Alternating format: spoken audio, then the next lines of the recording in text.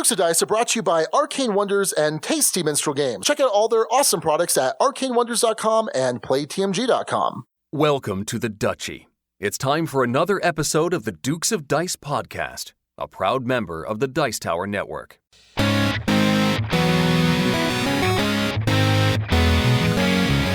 Coming to you from the Duchy in the Duke City, Albuquerque, New Mexico, it's the Dukes of Dice, a podcast about board, card, and occasionally role-playing games. Today, the Dukes of Dice are joined by me, Travis Hill from Low Player Count. We review Mayfair Games' The Colonists, then we look back at the Duke's review of Blood Rage and our Dukes Double-Take. Finally, we talk about solo gaming, now that we have someone who knows what they're actually talking about. And now, the Dukes of Dice. Hey there, everybody. Welcome back to the podcast. This is Sean. And Travis. Hey, Travis Hill from Low Player Count. How you doing, buddy? I am doing well. Thanks for having me. Well, no, thank you for taking the time out of your busy schedule to grace us with your presence. It's awesome to have you on the show. Thanks. You're not supposed to laugh at that. You're just supposed to be like, yeah, of course. Yes, of naturally. course. Well, yes. I'll make sure I forward you my PayPal account as well. So, Travis, when Alex went on hiatus, you're one of the first people I thought of to have you on. I enjoy your guys' show, the Low Player Count podcast. What do you guys do over there for those that may not be familiar? Totally, yeah. So over at Low Player Count, we are a discussion-based podcast about solitaire and two-player board games. So we actually don't do reviews. We actually just talk about things in the hobby, in the industry, that pertain to one- and two-player games. We have a bi-weekly release, but in between those main episodes that we actually have mini-sodes, which is a wide plethora of stuff. We have If You Buy One Game segments where we have a lot of contributors from around the board game industry that kind of pitch in and talk. And then we also have like heavy game discussion. We have small box game discussion. So we try and hit a little bit of everything all across the board gaming spectrum. But our niche, our thing that we do are one- and two-player board games. It's a fantastic show. The three of you guys got a great chemistry. Really love listening to you. But I need you to, there's one Minnesota in particular you need to stop doing. Oh, okay. It's the one where you go through all of GMT's P500, all the new P500 stuff. Someone a long time ago actually asked me, they said, "Hey, Travis, do you think you would just do a rundown of your P500 games?" And I'm like, sure, that sounds great. So when the new when the email comes out from GMT, I usually go through it and I'm just like, okay, whatever. And there might be like one or two, and I'm like, okay, I'll P500 that. But there was the one you did, not the last one, but I think it was the one before, where I'm like, damn it, and I wound up clicking on like 5 of them. So if you can not do those, in fact, I purposely did not listen to your last one. For that very reason. Because the crazy thing about the P500 is it's not like Kickstarter where it's like, okay, I know this ends on, March 15th and this can come out of my account. All of a sudden, they're like, all right, well, this game is ready to ship and now we're going to charge your card. And so it's just, yeah. And then it's ridiculous. It is. Well, it's funny that you say that because I was looking through my P500s and just kind of getting rid of some games and adding in a couple of new ones. And I was looking, and the oldest game that I have on there, on P500 is like September of 2014. Oh, wow. And I'm like, I'm going to get these games at some point, but it's true. I mean, it's kind of nice because you don't pay for it up front, but then all of a sudden it's like, we're charging next week. And then you have like 5 days to go. Do I really want this game? Do I not want this game? Do I want it? Okay, let me actually do research. I looked it up 3 years ago. I wonder if it's any different now. And you just gotta go through this freak out moment before anything else. So yeah, and I love doing them. I was kind of upset that the one I just did, GMT released their new P500 update like 2 days after. And so I was like, because I'm trying to do it like every quarter, and now 3 months down the road, no one's going to care about any of those new games. So we're like, we already P500 that one already has 1,800 pre-orders. Who cares, Yeah. The timing's going to be off or whatever. Just don't do it. That's fine. I'm fine with that. Sure. But I do appreciate it. I've loved you guys for a long time, and it's kind of fun being able to be a part of this. You hear it all the time, and you're like, oh, I'm actually a part of this now. It's kind of fun. So I appreciate you, Sean. Oh, definitely. Well, thank you. And again, thank you for being here. In fact, for episode 134, which we're calling Plymouth Ragnarok, thanks to guild member Matthew S. We're talking about the Colonists, and we're talking about Blood Rage and the Double-Take. So Plymouth Ragnarok makes a ton of sense. And every week we get a ton of help from our Board Game Geek Guild number 2008. And everyone helps name the episodes and contribute some stuff, which you'll be hearing throughout the podcast for the games that we're discussing. So definitely go check that out. And then we'll give you our runners up at the end of the episode. So other bit of show business before we get started, just want to give a quick congrats to the 2016 Golden Geek winners for Best Podcast. You should go check out the list of all of the games. Scythe won Game of the Year, which was kind of not a surprise that was going to happen. In fact, Scythe won almost everything. Yeah, Scythe won, best solo game, Scythe. But, anyway. Best abstract game, Scythe. Best war game, Scythe. Best family-friendly game. Okay, sorry. Not really. Half? Is half an exaggeration? It was a fair amount of wins. Yeah, something ridiculous like that, sure. But the Shut Up and Sit Down podcast wound up winning, so just want to give them a congrats. And then runners-up were Rado Talks Through and our buddies over at Ludology. So I just want to give them a shout-out. And Low Player Count was also nominated, right? We were, yes. Very grateful for that. And the whole cliche of it, it's an honor to be nominated. It's really not a cliche. Like, it really is an honor to be nominated. So yeah, it is, because it gives you. It sounds bad, but it gives you a small amount of validation for the amount of work that you put into doing the things that you do. Yeah, no, absolutely. So thanks for everyone who nominated us and who nominated Low Player Count, and maybe next year you'll see one of us there. At least in the runners up. That's all I ever care for. I just want a runners up consolation prize. I'm okay with that. Yeah, there you go. All right. Well, last bit of show business before we jump into some games. Just want to mention real quick that the Dukes have a Patreon page, where if you want to go help support the Dukes of Dice, you can go to patreon.com/Dukes of Dice, and that helps with hosting costs, equipment upgrades, and all sorts of stuff. So we would really appreciate you considering that, and a big thanks as always to all of our amazing Patreon backers. So, Travis, should we talk about some board games? I think that's what we're here for. Well, what have you been up to recently? Well, I finally, in January of 2016, I placed an order overseas to Splotter Spellin, and I got a copy of The Great Zimbabwe. And about 12 and a half to 13 months later, it finally arrived on my doorstep.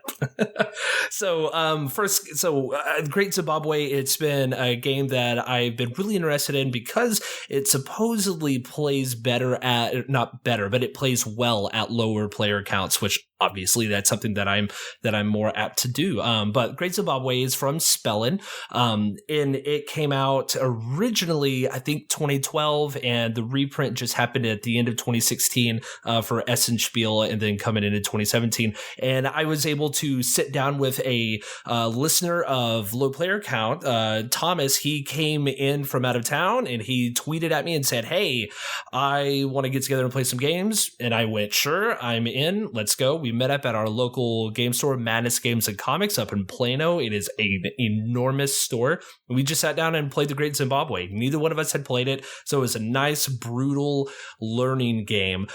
It feels very much like a predecessor, actually, to Food Chain Magnate, but you can tell that they're not the same thing at all. Like, there's a little bit of a spatial element there's an exceptionally important spatial element to The Great Zimbabwe, where you are constructing these temples, and as you're constructing these temples, you have to be in range of primary and secondary resources. They're craftsmen, basically. And so what ends up happening is that you have to be within 3 spaces, but you don't own them. You don't own those. You do own those resources, but what ends up happening is that anybody else can use those resources as well. So it honestly feels like a spiritual successor to Food Chain Magnate, but it also feels like it's a tangential moving off from Roads and Boats as well. So it almost takes a little bit of both of those and puts it together into a very tight, I would say 60 to 90 minute package that plays 2 to 5 players. I only have one play of it in, but I can see why people go, you're going to love this game, because so far I really love this game. Like it's not a difficult teach. Like most Splotter games, it's not very, very hard to understand what you're doing. It's just understanding the why and how do you grasp that concept and wrangle with it and actually bring it together so that you can play it. So, yeah, I have one play in the Great Zimbabwe, and I'm very much so looking forward to more plays of that game. Well, that's good to hear, because I picked up a copy too. I actually picked it up from Mass Drop. I'd never really understood Mass Drop or used Mass Drop before. Yeah, and it was actually the whole Jamie Stegmaier Scythe Mass Drop thing that had me look into it, and I was like, oh, okay, well, and then I saw Great Zimbabwe, so I did that. I have had it. I have thumbed through the rulebook, and usually I'll learn a game 2 players with Raquel, but on BGG it said best with 4, and so I was like a little hesitant to try it at 2. Especially for that style of game. But if it plays well at 2, then yeah, I'll probably move that up in the queue. Yeah, it does. It does play well at 2. There's this sounds funny. It feels, and I don't know, I guess it's probably the same way at higher player counts as well, but it feels just as much in your face. Like we were partway into it, and we were just stepping all over each other on this board, on the things we were building, and just screwing everybody over. I mean, that is what it felt like in just a 2-player game. And so I can imagine that, I mean, the board grows larger, similar to Food Chain. And so I imagine like a 3, 4, and 5-player game is larger. Now, the one thing that I will say is that the actual industry, like the engine building that you're doing in this game, it probably, I think 2-player game is probably actually a little longer of a game than a 4 or 5-player game, because in 4 and 5 players, more people are building separate engines that you can jump off of as the game goes on. But in the 2-player game, it's just you and your buddy that you're playing with. And so I think it's a little longer as a 2-player game because it takes a little more time. Okay. But my favorite part and the favorite aspect of this is that you can, so to win, it's a victory point game. You have to hit 20 victory points. But the cool thing about it is that on your turn, you're actually able to take cards. You're actually able to take either a specialist or a god. And what happens is that whenever you take a specialist, or a god, it actually bumps up your victory point requirement by X number of points. So you get a lower level specialist, and your victory requirement goes up by 1 point. So now instead of 20 points, you have to hit 21. While some of them say you grab a specific god and it's going to bump up your victory requirement by 8. And so now you have to get 28 points. And whenever you choose these cards to build these craftsmen out onto the board, it's the exact same thing. It's like, oh, well, that's plus 2 points. That's plus 3 points. And so the way that I lost the game whenever I played it with Thomas was that my victory point requirement was like 37, and his victory point requirement was like 28. And so he was able to hit 28 far quicker than I was able to hit 37. And so that's a really kind of fun, like, do I take this special power so that I can do more stuff on the board, but then that's also going to knock up my victory point requirement? I mean, it's a really, really interesting way to play to play this game and just try to do well. I love it. Interesting. So that's the Great Zimbabwe. Well, for me, this has been an odd week. I think last time on the podcast I mentioned that Raquel just had ankle surgery. So the last time we recorded was Saturday. She had ankle surgery the day before on Friday. So my game playing has been pretty much zero this week, except for very late night sessions of the Colonists solo. This is a time when I have kind of gathered some of my extra plays that I've stored and have not discussed on the podcast. I'm like the ant from The Ant and the Grasshopper. I've been storing all these extra plays, so at least I have something to talk about in a week where I haven't actually had a whole lot of play. So I'm glad I did that. So the first one we'll talk about is 30 Rails, and you guys actually just talked about this a bit on the show about 2 weeks ago, I think. Mm-hmm. Yeah, our If You Buy One Game segment at the end of February was Roll and Write games. Right. And so this is a Roll and Write game, and it's actually a print and play, and it was nominated for the Golden Geek Awards for Best Print and Play, and I think it was a runner-up And a listener on Twitter at wristlock098 was kind of saying, "Hey, have you checked this out? Have you played this?" And I said, "I don't really like doing print and play. It's too much work to put that together." He's like, No. It's one piece of paper. just print it and get some dice and you're good to go. I'm like, "Oh, all right." So I did that. And actually, I've got a laminator here at home, so I laminated it for someone that doesn't like print and play games. I'm sure equipped to put them together. It's good. It's really solid. It's so I've played it solo twice now, and I have enough for 5 players. I've got laminated. I've got the expo markers and everything, but it's pretty simple. You are trying to connect these different train stations on the 6x6 grid, and you set up how the train stations are situated. There's 1, 2, 3, 4, and then there's some random obstacles. Well, there's random mountains, and then there's a mine. And the more that you can connect these with rails, the more points you're going to score at the end of the game. And if you can connect them to mines, that's going to be worth some points, and there's some other ways to get points. And in fact, there's an advanced stock variant as well. I haven't played that one yet though, but I'm gonna try that next because it's pretty quick. And all you're doing is rolling 2 dice. You need to make sure they're different color. They're D6s. The first die is going to tell you where you're going to have to draw in the rail. And so on the left side, it is from 1 to 6. On the top, it's from 1 to 6. And so if I roll a 5, then I can pick either column 5 or row 5. It's up to me. And then the other dice is going to determine what type of rail. So maybe it's a straight or it's a curve or it's some kind of, I don't know how to describe it, like a J type, some different rails. I'm not a train guy, so I don't know how to describe these in the correct terms. But basically you then get to choose, okay, well, I want to put this straight line here because it's going to help me connect my station 1 and station 3. And as the game goes on, if you can't actually place something, you have some freedom to place it elsewhere. Also, once per game, you can override the location dice or you can override the type of track dice. And it's really solid. Like I said, it's really quick. I mean, it probably took me, 10 minutes to play. And it's an interesting puzzle. I'm really enjoying these roll and write games. I really enjoy these roll and write games. In fact, I still have a copy of Quinto that is stuck or has been lost by UPS coming over from Germany. Oh. Yeah, it's really disappointing. Have you played Quinto? No, I haven't. Oh, it's so good. For that whole quick style roll and write, Quinto's the best. Suzanne introduced me to it. It's fantastic. And I've got like 3 games that UPS has lost and is currently searching for. But anyway, 30 Rails, really awesome. I think it's fantastic. And I know you're a fan too. Yeah, I randomly downloaded it, I guess about a year and a half ago or so.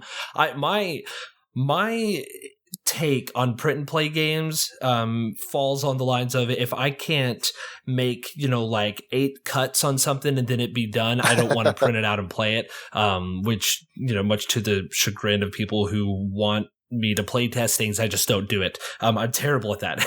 But I was like, 30 Rails, I'm like, done. I can print this bad boy out and this will be perfect, right? I only play it at the advanced game level. Now, that might sound like really hoity-toity, but it's not. It's just, I think with the advanced game, for me, what I've enjoyed about it, and just to make you feel better, I also have a laminator, and I also did the same thing, right? But for me, I enjoy the advanced game because it actually gives me, I feel it gives additional options. And so what happens is that there's actual shares that you can purchase. And so what ends up happening is that instead of laying track, a player may choose to buy shares. And so if you do that, you take the highest of the 2 dice that you roll and you write the value in any one square of the shares column of the scoring section. And so what ends up happening is that whenever you score, for each row, you actually score the lowest of the sum column and the shares column. So you're trying to build both of them up at the same time to a good degree is what ends up happening. Right. It's that Knizia style scoring. Yeah, totally. Yeah, really cool. I'm excited to try that. In fact, I probably will do that later tonight. Yeah, it takes 10 minutes. Yeah. So seriously, as far as print and plays, this is totally up my alley. Because like you said, you just print it out, grab some dice, and you're good to go. So that is 30 Rails, designed by Julian Anstey. Next up for me is Anachrony from Mind Clash Games. This is the same company who made Tricarion. as well. My buddy and co-host Donnie, he backed this. I don't know. Do you have Anachrony? Have you seen this box yet? Yes. Well, I don't have it. Matthew has it. I took a look. Okay. It's crazy. It's massive. It is one of the largest boxes that I've ever seen. I mean, it's tiny compared to Gloomhaven, but it's still pretty big. Sure, it is. It is non-existent compared to Gloomhaven, right? And I know I've brought up Roads and Boats already, but Roads and Boats is a big coffin style box already, you know. Yeah. But it's a little flimsy. This guy, like, you could maim someone with this. Let's just be real honest. I mean, it is a massive box. And so Anachrony is a how do you even explain this? Anachrony is a worker placement. At its heart, is a worker placement game that has some resource conversion involved with it, but it's all set in the future. The world has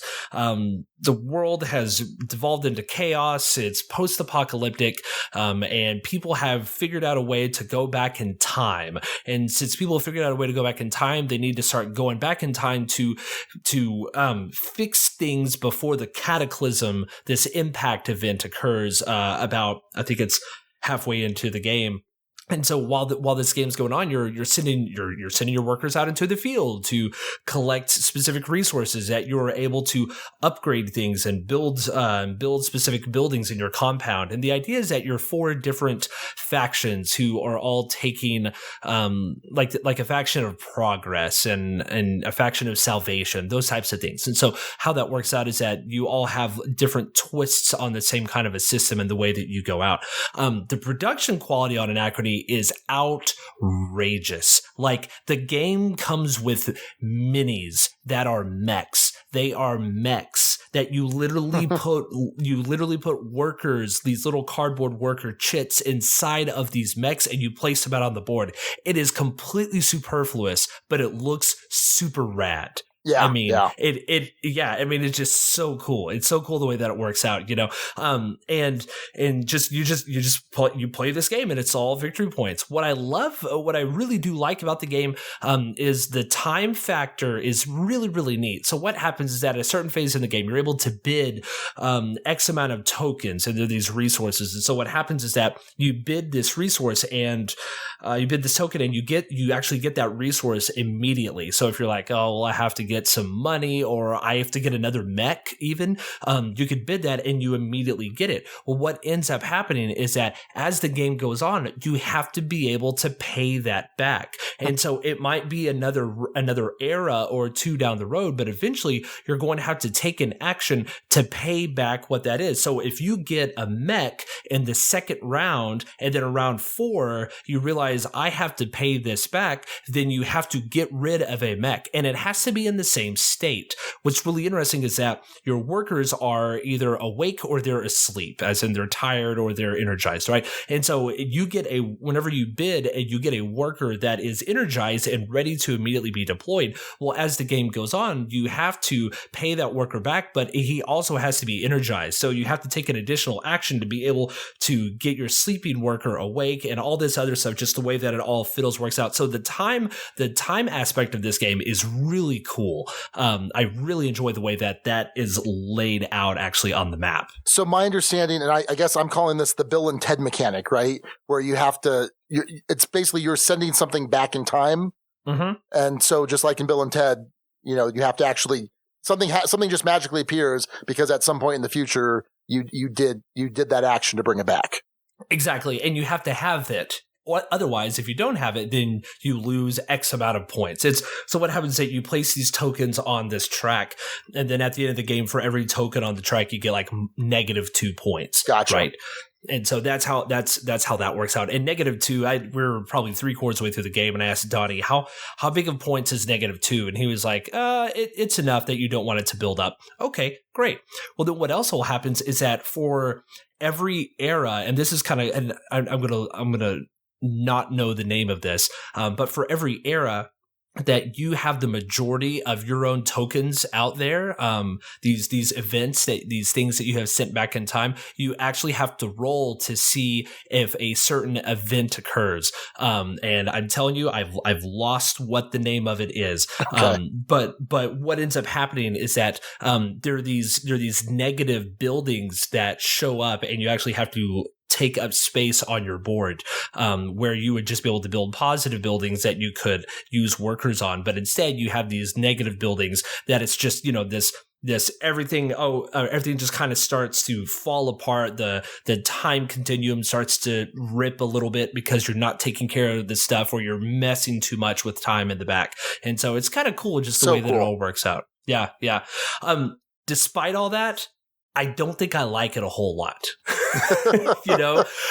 It just, for what it was, it felt bloated for just what the game was. I would rather just play Tricarion, which is ironic a little bit because it's the same company. I'd rather just play Tricarion, I think, overall. That doesn't, and I think I explain it best of, I'm never going to have like a deep desire to play this game, but if anybody brings it out, I'm going to sit down and play it and not complain. I'm not going to go, oh, it's Anachrony. No, it's a cool game. But the parts of it that I like don't outweigh the actual gameplay in and of itself for me. Okay. But it's okay. I'm still excited to try Anachrony. I know Matthew, like I said, Matthew's got a copy. Interesting. Still going back in time, right? See what I did there? I see it. So let's see. This play was about a month ago. Raquel and I had gotten away a weekend for her birthday, and we were headed back to the house, and I said, you know what? We've got a couple hours to kill. Let's go see Rogue One again. And so we went to the movie theater, and it turned out we had to wait about it was about an hour or so. And I said, all right, well, let's go play in the arcade, I guess. But they had like really crappy games. And she said, oh, well, I happen to have the pack of games, the small like gum-sized games that this is pack 1. We kickstarted pack 2. That hasn't arrived yet. But we picked up pack 1 at BGG Con, as she just happened to have it in her purse. I'm like, oh, perfect. So we played GEM, G-E-M. All of the games have 3 letters. They're all capital. So go check that out. It's from Perplexed. And this is an interesting set collection and auction game. And what you're doing is you're laying out several little gum stick size cards. And on each one of them are 2 different types of gems. And I think there is like maybe 5 or 6 different types of gems. And you have some coins of yours. Again, they're just all of these little gum stick size cards. And I think it's a 1, a 2, and a 3. And these will refresh every round. But you do a once and done bid. So this particular lot of 3 gems, you're bidding on the opportunity to take one of those gems. So I say, okay, well, I'll just bid 1, but that's it. I'm one and done. And so Raquel can say, oh, well, I'll bid 2. And then she automatically wins because again, it's the one and done style auction. So maybe on the next go, I really want the choice of the remaining 2. So I'll bid my 3. She can't come over top of me. So I win. But now I don't have my 3. So anyway, we go back and forth. And if you have any remaining money left over, you're able to now activate these gems so that you can now spend them in order to bid on subsequent rounds and also to activate other gems. And at the end of the game, all you really care about are your active gems. So you need to have enough money to turn the gems on. The gems themselves don't reactivate like your coins do. And then at the end of the round, you're going to be scoring points for who has majority of each of the gem types of those that are active. So it was pretty interesting. It took us about 15 minutes. The one thing I found with these pack of games is the rules are kind of a little difficult, at least on the 5 or 6 of them. Once you kind of get through them, they make some sense. It took us a while to kind of figure this out. But yeah, it's like I said, auction, one and done style, and then a very simple engine building in a sense, because as you're buying more gems, and if you have money left over, you're able to turn them on, which are in turn going to let you spend them to then turn other gems on. But you can't do that. You have to wait around. So yeah, have you played any of the pack of games? No, I haven't. I've been really interested in them. They've been on Kickstarter a couple times for the 2 individual packs, and they just look super, super cool. And for whatever reason, I always look at it and go, oh man, this is great. And then I just never actually back them or pick them up. And they're actually at our local game store, but I'm a lazy bum. And I don't know. I know it's not a gimmick. And I'm not saying that it is a gimmick. I just want to, I don't want to get burned. And I know that's stupid because it's like $8. It's I've bought far more expensive games, but I think I'm just getting like older and more curmudgeonly about the money that I spend on stuff, which is stupid because these games look fantastic every single time that I actually look at them. So one day, I think you might have actually pushed me over the edge to finally just get off my butt and actually go get one eventually. Well, Chris Handy sent us 4 games from Pack 2 while it was up on Kickstarter. And I think some are certainly better than others. I'm trying to remember the one that I didn't really care for. It was like called S-O-W. But there was Jim, which was really solid. It was kind of like there was drafting, and then it's sort of like smash up style where you're trying to control a base. But it's not a base. It's a particular gym sport. It's like dodgeball or something. That's right. I remember that. And then Rum was excellent. Rum, really? Rum was really good. And Gem was good. I enjoyed it. I think that there's, like I said, the fact that she just happened to have them in her purse. That's small enough to keep in her purse. We had six options or so, and we played on a bench in the movie theater. In the lobby of the movie theater, That's pretty rad. Yeah. That's pretty cool. So yeah, go check out the pack of games. This was Gem from Perplexed. Next up for me is The Ravens of Thri Sahashri. Bless you. Thank you. This was designed by Kuro and put out by Osprey Games. This is a weird one. This is a 2-player only game, and it is a 2-player only cooperative game, which makes it even more intriguing. It is a 2-player only cooperative asymmetric game to make matters even better, right? And so the idea of this is that there are 2 primary characters. One is this girl who has fallen into like a coma, is what it is, and she is kind of like lucid dreaming, and her friend, who is this boy who is trying to help her relive her memories and to pull her out of this coma, is basically kind of what you're going in this game, right? And so how the game works is that it's all cards. It's super wild. This is a game that takes a number of plays to go, okay, I understand how this game works now. Okay, good, right? like every single time. So I played this twice with 2 different people. And it's so weird, right? And so one player is drafting, is kind of pressure like drafting cards, right? And so there are 5 different colors of cards that range from 1 to 5. And so what's happening is that the boy character is actually taking these cards and laying them in front of himself, and then taking those cards and playing them into a tableau in the middle of the table. And the cards are actually placed on top of each other to where they cover up the other cards.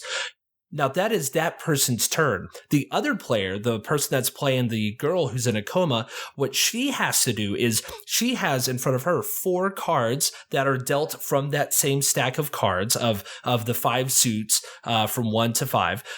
And what ends up happening is they have these 4 cards that are face down, and they're trying to create a poem.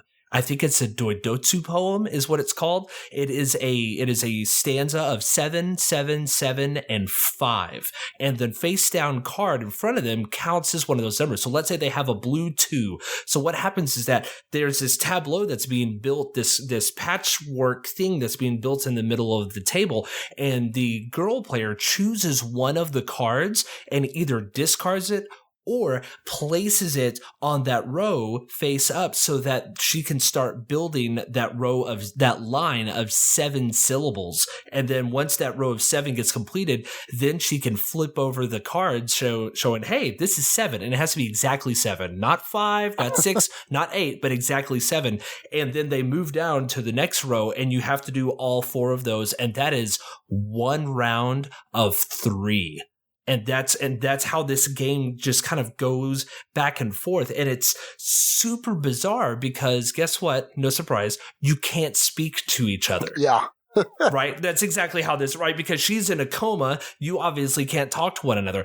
And so by the female player taking the cards, what she's doing is she's saying, hey, this row up here, this isn't blue, so I'm going to discard this blue card. And as this game goes on, there are these ravens that pop up. There's one raven for every single color, for all 5 colors. And what happens is that if a card gets discarded whenever a raven has been drawn out of the deck and is played in front of the guy player, then what happens is that raven actually takes that card and it doesn't come back into the game.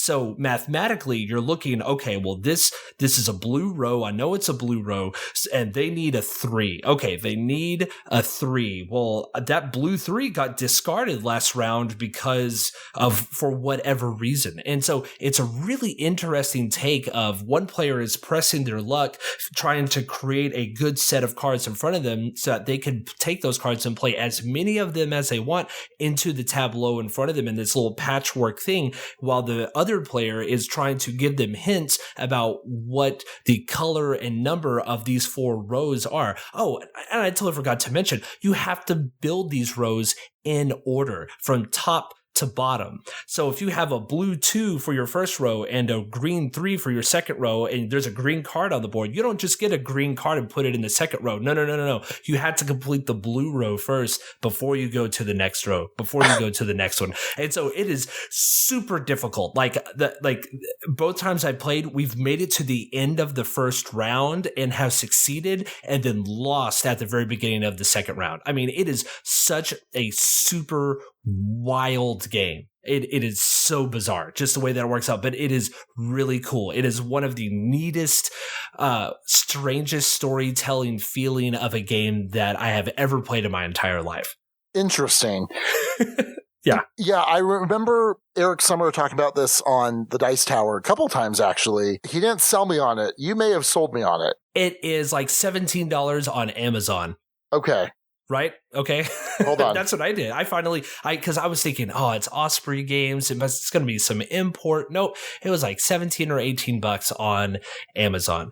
And I'm actually going to spell this because it's all, funky, right? So it's the Ravens of Thri, which is THRI, Sahashri, SAHASHRI from Osprey Games. 1562. Oh, it's even better. You should just buy it now. Add to cart, proceed to checkout. Done. And password. I'll just read that out online. My email address is... Well, and the best part, it's like so they're tarot-sized cards, which is automatically a win. And the artwork is amazing. The artwork is just so beautiful. It's very well done. My favorite part about it is that once you actually make it through 1, 2, all 3 rounds of it, there are sealed envelopes that you open up to see the fate of what happened. And I really want to open up these dang envelopes, but I can't beat the game yet. It's almost like a mini legacy game. And it's not, but it's like, but I want to win the game so I can see what's going on. Yeah. Like what's in this envelope, Okay, yeah, well, it's ordered. It's a cool one. So Ravens of Thri, Sahashri. Did I say that right? As far as I know. Okay. That's how I say it. All right. Well, the last one I'm going to talk about, again, going back in time to after our Gamers Garage sale, which was early February. Wow. So Nick picked up 2 copies, or I guess, one copy of each, of the Netrunner 2015 championship decks. So the guy that won the Worlds for Netrunner back in 2015, Dan D'Argenio, I think I'm saying that right. Sure. He so in a tournament setting, you have to have both a runner deck and a corp deck. And so he built a Haas Bioroid Engineering the Future deck for this corp, and then for the runners, it's an Anarch Valencia deck. And so this is pretty cool because it's basically these 2 top tier decks that won, obviously, and they did full bleed art on the cards. So the art is not just little, top third of the card. It now just bleeds across the entirety. It looks awesome. Because the Netrunner art is really cool. I really like it. And so it looks fantastic. And this was a lot of fun. I hadn't really played Netrunner in a year and change, probably a little bit more. It was interesting because Alex had played it right before he left, about a month before he left, and he enjoyed it. And I'm like, that's interesting, because it's not something I thought he would have liked. I know he's not going to like the deck construction necessarily, but if I were to have, I do have several pre-constructed decks that he might be interested in trying. But yeah, this just really kind of whet my appetite for Netrunner. I love this game so much, and it's really solid. The Hospiro deck is kind of a standard build, whereas the Valencia deck, you're actually trying to either mill that's a magic term. You're trying to get rid of their entire deck. Is that R&D? I can't remember now. Yes. Yeah. Sure. I don't remember. And then so either they run out of cards and they lose, or you put enough cards in their discard pile that you can then run on their archives, which is, again, discard pile, and hopefully score agendas. Because that's the idea behind this game, is that one of you is trying to be the first to get 7 points worth of agendas. Either is the corporation who has all the agendas in their deck. They are trying to advance those agendas and resolve them. Whereas the runner, you're trying to kind of liberate that information and get it out there and onto the net. Just such a fantastic game that I've played it in its first incarnation in the 90s. And I played it quite a bit when it first came out. It's just so hard to find time for this style of games, especially with a podcast schedule. But you played some, right? Yeah, I've played Netrunner a little bit. It was really cool. I think for me, part of it was deck construction. Man, I had enough of that with Lord of the Rings card game, right. And having another LCG at the same time that was a lot of the same stuff that involved competitive deck construction. So whenever I play like Lord of the Rings card game solo, if the deck sucks, it's okay. And I don't feel bad about it. It just sucks, right? But whenever I do that and I'm playing competitively against somebody, I feel really defensive about how terrible I am at deck construction. Sure. And so I just opted not to play that anymore. And I think part of it was also opponents. There were a lot of people who were really big into it, and I was like marginally trying to get into it, and it just turned me off a little bit, and I went, nah, I can play another game. That's fine.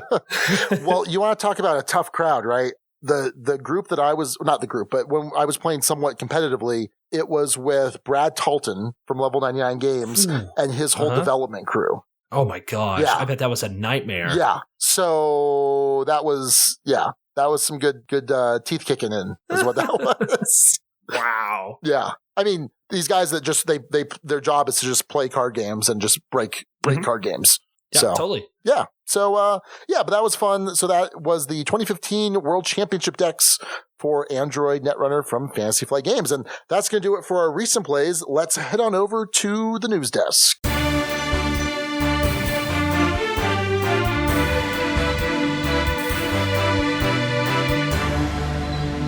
All right. Well, this week in the news, this is kind of, Travis and I were talking about this before we started recording. This is kind of the weird time of year where everyone's just like, oh, we have these games coming out, at Origins or at Gamma, or not Gamma, but Origins or Gen Con. There you go. The other G convention. And in fact, Gamma's coming up soon. And I think there's probably a lot of announcements that are going to be coming out there. Next week. It is next week. Yeah. I was just talking to Suzanne, and she's going out with the Dice Tower crew again. And so she's excited for that. I'm excited because they put out so much content from all the Gamma stuff. So I'm excited to find out about all that stuff. But I found this kind of interesting because, a lot of times it's like, oh, well, this company is announcing this game. This company is announcing this game. This one sounded pretty interesting to me. Yes, I am super excited about this. So IDW has a partnership with Atari. They mentioned this yesterday, March 8th. And they're going to be bringing some tabletop games for some heavy hitter old school Atari games. So we're talking Centipede, Asteroids, and Missile Command. I don't know how much time I have spent playing all three of those games. Mm-hmm. So much time. Totally. I mean, I've played all of them in the arcade. I've played them, different ports of them on the computer. I mean, Asteroids alone. Oh, Missile Command. Man, I want to play Missile Command right now. The game is so good. It is. Okay, here's the thing. So that by itself, I'm like, oh, all right, that sounds pretty good. Who's designing this? Well, John Gilmore, who was co-designer of Dead of Winter, right? Oh, forget about it. Well, at first, whenever you hear things like, oh, okay, fine, sure, it's Atari. Sure, okay, whatever. Not? Yeah, okay, it'll be a thing, and they'll charge $15 for it, and it'll have the old artwork, and it'll be a thing. But when you put John Gilmore's name to it, that's a very different story. Yeah. That changes this significant. That makes it go from, okay, sure, whatever, to, ooh, ooh, when does this come out? I want to know about this now. Right. And so Centipede will be coming out fall of 2017 with the other titles to be released kind of intermittently a little bit thereafter. Centipede's probably the one I'm least looking forward to. I enjoyed it, but definitely Missile Command and Asteroids. So let me ask you this, Travis. Did you ever play Battle for Kemble's Cascade? I've played it a couple of times, yes. Were you a fan? I liked what they were trying to do. The actual game in and of itself I felt a bit lackluster about, but I appreciated what they were trying to recreate. Sure. Which is what I'm concerned about with this. But, once again, John Gilmore's in charge, so maybe I could be proven wrong. Yeah, exactly. Like you said, interesting concept, right? Interesting IP, and then a fantastic designer. And he apparently has a hand-picked crew of co-developers.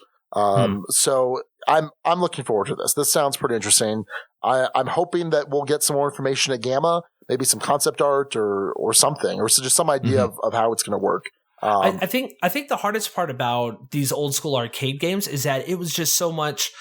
It was so much dexterity based on reactionary, right? And so I just don't know what that looks like in a game setting, in a card game or a tabletop game or a board game or whatever. I don't know what that looks like, and so that's the only thing that concerns me about this. That it might feel just kind of but once again, who knows, right? And once again, as I said this already, with John Gilmore, I feel more confident and more comfortable about, okay, I really do need to check this out. But I think that's probably like the number one barrier is that you think of like, you try and port Miss Pac-Man into a card game, right? And it's just like, how do you even do that? Is somebody like pushing cards around being ghosts? I mean, right? So here, one of my favorite Atari games was Lunar Lander. Did you ever play that one?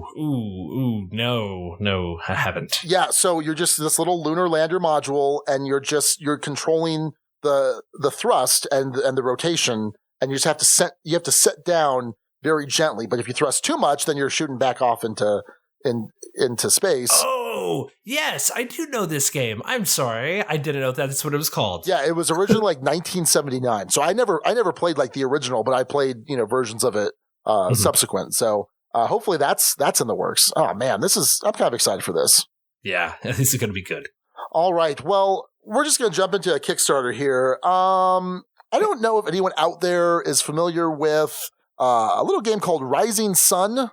I might have heard of that. Yeah, this is. I mean, this is kind of like the obligatory. We got to talk about Rising Sun because I feel like I would be derelict to my duty as a podcast host not to talk about Rising Sun. And I'm not meaning to sound unenthused about this because I was there the second that the Kickstarter opened to go back this. So I'm actually pretty excited for this. And in fact, what was interesting was Kickstarter crashed.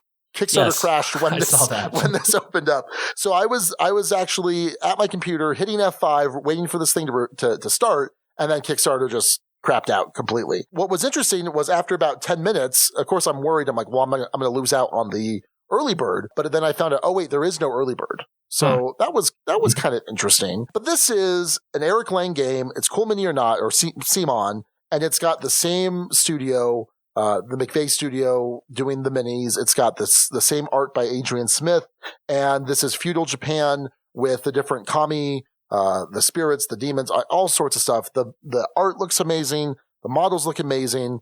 And and this is what Eric said. So Eric said, if Blood Rage traces its lineage back to Risk, Rising Sun traces its lineage back to Diplomacy. So right there, I'm like, okay, if none of the stuff I said before had me, that totally has me. Because as much as I probably don't want to play Diplomacy now, I still had so much fun, and it's still such an integral part of my gaming history growing up and in high school and things like that, that I love negotiation games. I love diplomacy games, and so this certainly sounds up my alley. It is not up my alley. You don't say. At all. No, it's just not. I respect what Eric Lang does, but I have not played a game by him that I have enjoyed. Sure.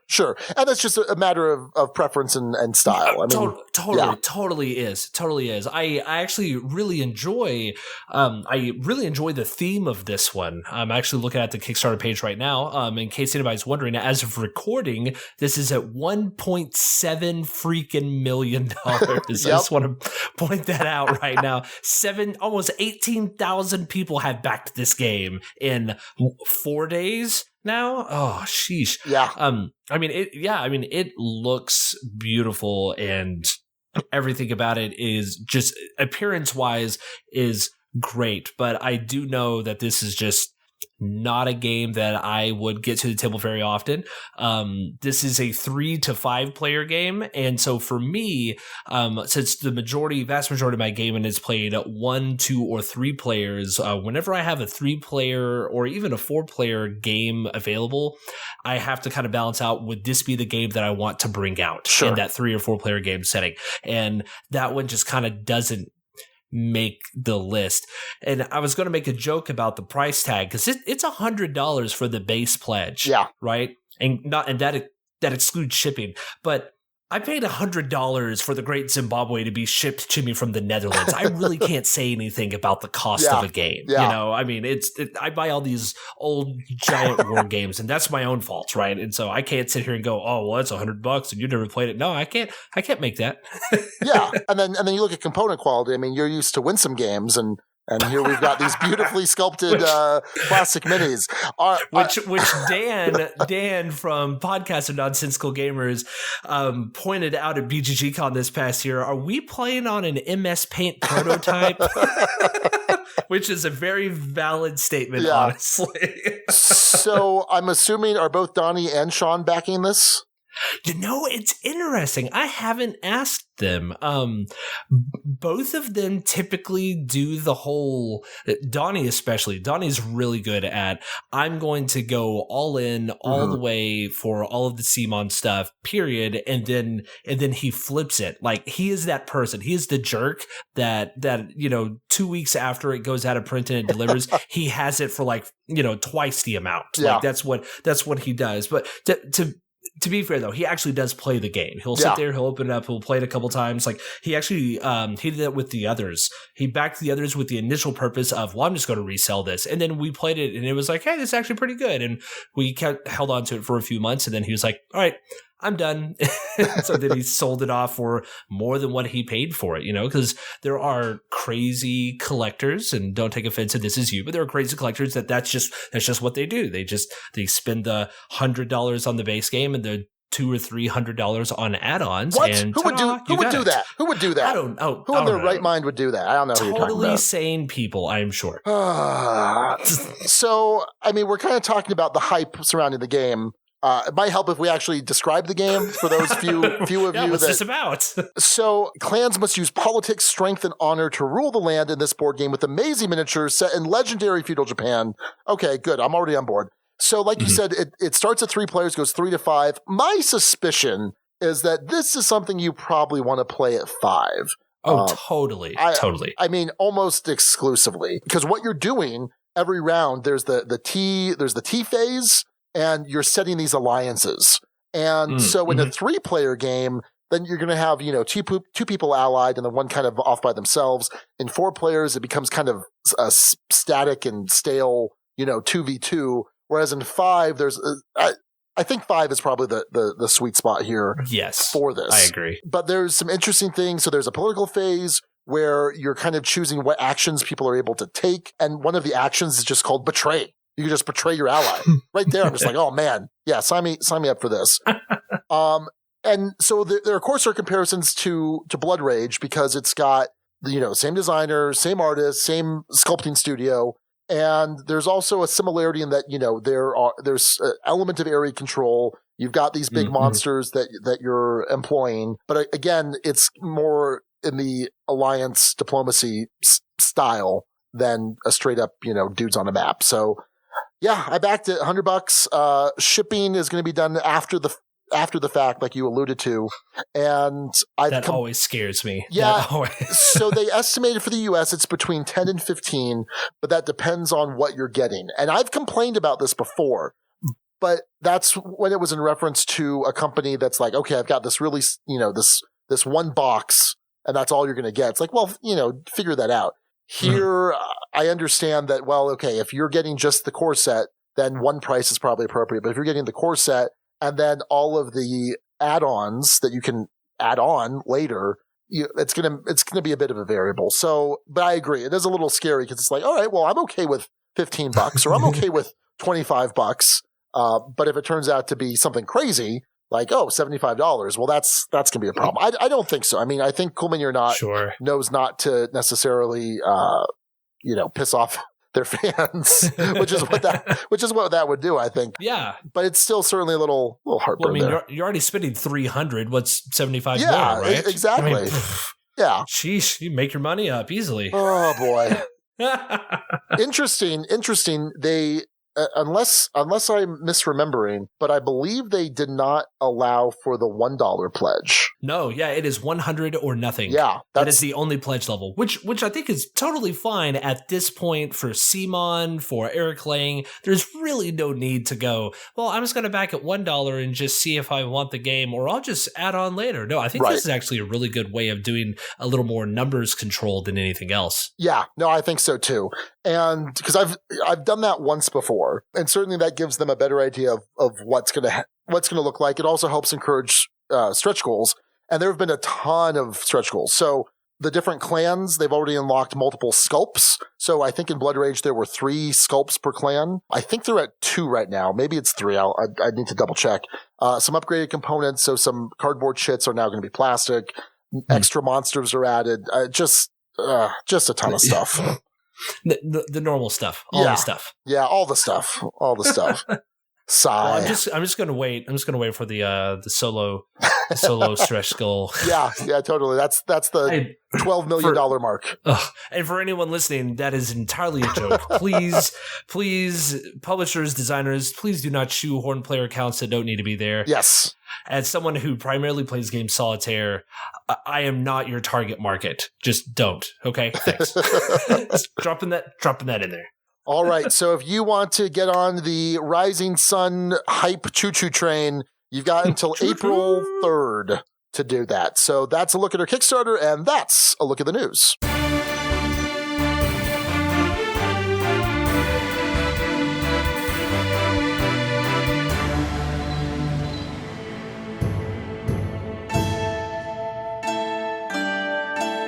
Friends, Romans, countrymen, lend me your ears. I come to tell you about Colosseum, Emperor's Edition. So I'll be honest, I did try and write an ad mimicking Mark Antony's speech in Shakespeare's Julius Caesar, but boy, iambic pentameter is really hard. So instead, let me just tell you about Colosseum. Tasty Minstrel Games has been fulfilling this Kickstarter edition, and it's available for pre-order currently. In it, you're running a Roman Colosseum trying to put on the best show to please the crowd, senators, and Caesar himself. It's got auctions, trading, and some set collection. This new edition has updated art and components with amazing gameplay to boot. Seriously, this game is really good. Go check out Colosseum and check out Tasty Minstrel Games' other amazing titles at playtmg.com. It's getting a little too crowded here in the Duchy. By ducal decree, you must go forth and colonize, work the land, establish diplomatic relations, and feed your people. Don't worry, it'll only take 8 hours. It's the Colonists. All right, Travis, is this review going to take 8 hours? No. Well, I love it. There, done. Out. So this is The Colonists by Mayfair Games and Lookout Spiel. First-time designer. Let me repeat that. First-time designer Tim Pulse. Art by Clemens Franz. Love me some Clemens Franz art. Mm-hmm. This game, Travis. This freaking game. This game. So, all right. We kind of talked about this before what will become off the air as I edit it out. That I kind of gave a rules overview a couple episodes ago when I talked about this on the episode with John from John Gets Games. So here's the deal. Here's the deal with this game. it can be played over 4 eras, but you have a choice if you just want to be like, oh, I just want to play 1 era or 2 eras. I can start this in the middle of era 3 or whatever you want to do. There's some flexibility here. And the eras build upon themselves. At its heart, what you're doing is some spatial action selection, term that I think I coined about 2 years ago. So you've got your Istanbul, you've got Longhorn, you've even got Yokohama. So basically where you have some component on a board and you're moving that around and the range that you can move that determines what actions you can take. And so in this game, you've got that, which is going to let you gather resources. It's going to let you build certain types of buildings, which can give you certain amounts of production at the end of every year. And then there's some engine building because you're building those production buildings. You're building extra farms, which give you more workers. But there's also, and here's where I'm not clear, there's a logistical aspect to this game too. Is that right? Is that your understanding, Travis? Yes. Yeah. So here's the thing. Like, I've never played Roads and Boats, but Roads and Boats is kind of considered a logistical game. So yes.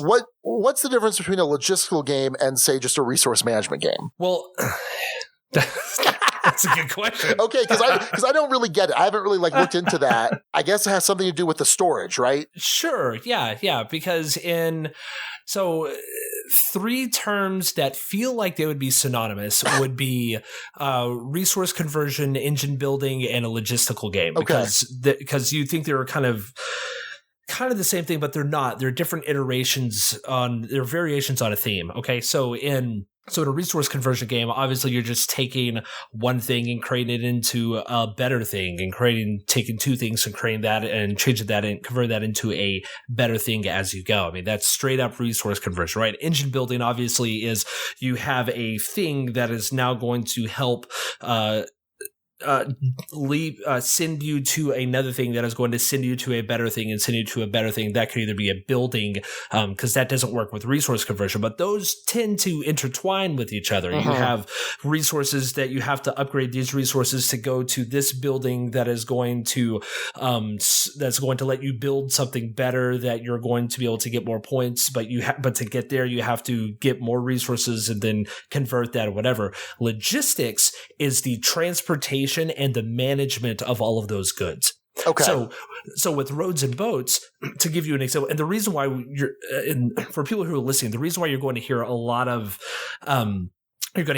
talk about Roads and Boats, probably from me specifically in regards to the Colonists, is that it has a lot of similarities to the Colonists. I remember the very first time I finished playing the Colonists, I went, wow, this is like Roads and Boats light. Okay. And light is not the appropriate term because the Colonists is not light, and then that makes Roads and Boats feel super ridiculously heavy, which it's not. But it takes out some of like the super fiddly bits of Roads and Boats and kind of distills it to a little bit of an easier way. So what ends up happening in Roads and Boats is that you have transporters that are literally donkeys that have to carry goods from point A to point B across the board, and you are moving these resources as you go. And so to do the resource conversion, to do the engine building, to build upgrades, et cetera, you have the same thing with the Colonists, but instead of moving those resources around on the board, they actually go onto your own individual player board where you have to kind of manage your storage and your workers as well. So yeah, that's the logistical aspect of it versus resource conversion or engine building or any of that. Okay. So having not played Roads and Boats, I mean, there's a logistical aspect to brass, right? Sure. For example, okay, but obviously not to the same extent as, say, Roads and Boats. Yeah, Roads and Boats is almost all logistics. Okay. It is a logistics and transportation game with engine building as the background. And that's all it is. And so, okay, so here in the Colonists, you start off with 3 storage. So that's if you want your wood, if you want your clay, if you want your food, that's kind of all the basic starting resources. You have 3 spots for it. And those spots are kind of the liquid spots, right? You're able to freely spend those for paying for actions. Mm-hmm. You have 1 warehouse spot, which is not liquid, but you can still kind of freely move it up and down. You just can't use that to pay for something in the middle of an action. So Correct. At the start of the game, even though you have 4 spots to put things, you could only ever use 3 resources at at once. But then you can start to add storage, and initially each one of these extra storage is going to give you just 2 more spots to actually store things. And so you're kind of like, how the heck am I supposed to actually do anything in this game when I can only have 5 resources at a time? And then what's interesting is then you add on the different buildings that produce things every year, because each one of these eras is played in 2 seasons over 5 years. So 10 turns, so to speak. And at the end of a year, so at the end of the 2 seasons, if I have the lumber hut or the forester hut, that's going to produce 2 wood. So I can now keep that wood on the forester's hut as kind of its own little storage. It's called a buffer. And it works kind of similar to a warehouse, although I can't go back and forth with it like I can a warehouse. Correct. But when I'm ready to move it from my buffer to my storage, which is now the liquid spot, great. I just need to make sure that I have enough room to do this in the middle of an action. And when you're, say, going to a spot to spend 2 wood and 2 tools, which is another resource, which doesn't require storage, which is fantastic. You don't have to worry about that because that would be a nightmare. Oh, yes, it would. So it's really easy when you're like, okay, I'm going to go build this one building that costs me 2 wood and 2 tools. Boom, done. That's easy. But if you want to be efficient, you want to be able to carry out multiple purchases, multiple items with that one action. So it's like, okay, I would like to be able to do this, say, 4 times. So I need 8 wood now, right? Yeah. Okay, I don't have room for 8 wood. I only have room for 5. Do I need to go get this extra storage first? Well, wait, that's only going to take me to 7. That's okay because we happen to be playing this game with the the storage embassy? The storage colony. The storage colony, which if you now, and we haven't even talked about these colonies yet, these embassies, if you have this particular one, it upgrades your 2 storage into 3 storage, I think. Is it 3 or 4? 3 or 4. It's 3 or 4. Which doesn't the green one is 3 or 4. Yeah, which doesn't sound like much, but when you get right down to it, you're going to be happy with that extra little bit of storage. So it's kind of crazy, right? And eventually there's kind of a shorthand that at least I've been doing where it's like, okay, I have these 4 floating empty spots, and I know I can basically, if I'm not spending more than 9 resources, I'm fine. Because you can take the time to be like, okay, I'm going to have to rearrange this now. Have you been playing that way with kind of a shorthand? Oh, yeah. Okay. That's all we do. Yeah, because otherwise it takes too long. Oh, yeah, it would be terrible. But initially, though, for people to understand how that storage system works, I think you do that the first couple turns just to see, okay, I can, yes, I have 8 resources, but I can only spend 5 of them at a time. So to speak. What I love about this is that we started off with the most complicated aspect of this game. Right? So anybody listening for the last 5 minutes are just going that have never heard of the Colonists or have never actually sat down and looked at it, are just going, this sounds stupid. Why would I ever play this game? Now, Sean was explaining it. I mean, he is spot on. He is spot on with his explanation, but that is the most complicated part of this game. The rest of it is beautiful and really easy to figure out. My first interaction with this game was at BGG-Con, and I sat down at the Mayfair booth, and they were doing demos of just the first era, and the guy said, okay, this here, and this does this, and I was actually with Matthew, is who I was with. Matthew and Rory, funny enough. And so we sat down and he was like, okay, this is this does this, let's play. And I'm like, okay, sure, right? And so we started playing, and the tiles come out as the game goes on. The first player in the game actually gets to lay out 3 tiles at the end of every single year of those two half seasons, right? Or those 2 half years, those 2 seasons. You actually get to lay out 3 tiles, and so the board expands as the game goes on, and then that's how you get more tiles out. That gives you more actions, that you can get more resources, that you could start getting more storage, so you could upgrade that storage and this and that and whatever, just kind of on top of stuff. But no joke, I love that we start off with the most complicated aspect of this game, so everybody's just like, I'm out, I don't want to have to deal with that sounds far too complicated. But if you made it through that and you are here listening to us right now, that's the hardest part of this game. Well, and right there. And that's the thing for me. That's okay. So you take out for the fact that it's a truly epic game, and that you have the option to play it over these 4 eras. Is it an epic game though? I mean, Well, it only says it in giant letters on the side of the box, the epic strategy game. Is it really epic? Well, it's the Twilight Imperium of Euro games, right? In terms of the investment and time. If you're going to sit there and play the whole dang thing, which we will talk about that later. Yeah, I have. There's more stuff we could discuss about that later. Go ahead. Go ahead. So put that aside. So for me, the big thing that sets this apart from your Uwe games would it be the epic thing? I'm sorry, I'm done. Sorry, go ahead. is the fact that there is that logistical aspect to it, which is something that I'm not used to. And at first I had a little bit of annoyance with it. I'm like, oh, this is terrible. Why would I want to manage all that? And at a certain point, I mean, there came a point where I got out a notepad, and I'm like, okay, so I need to be able to pay for this and pay for this. And so to me, that's one of the things that sets it apart. But now, okay, Era 1, we are talking the same weight, the same complexity as, say, a Glass Road, I think. Oh, totally. And once you get it down, you can play Era 1, depending on player count, you can play it in 45 minutes to an hour, if not less, easily. I think my last solo play of Era 1 was probably about 20 minutes. Yeah.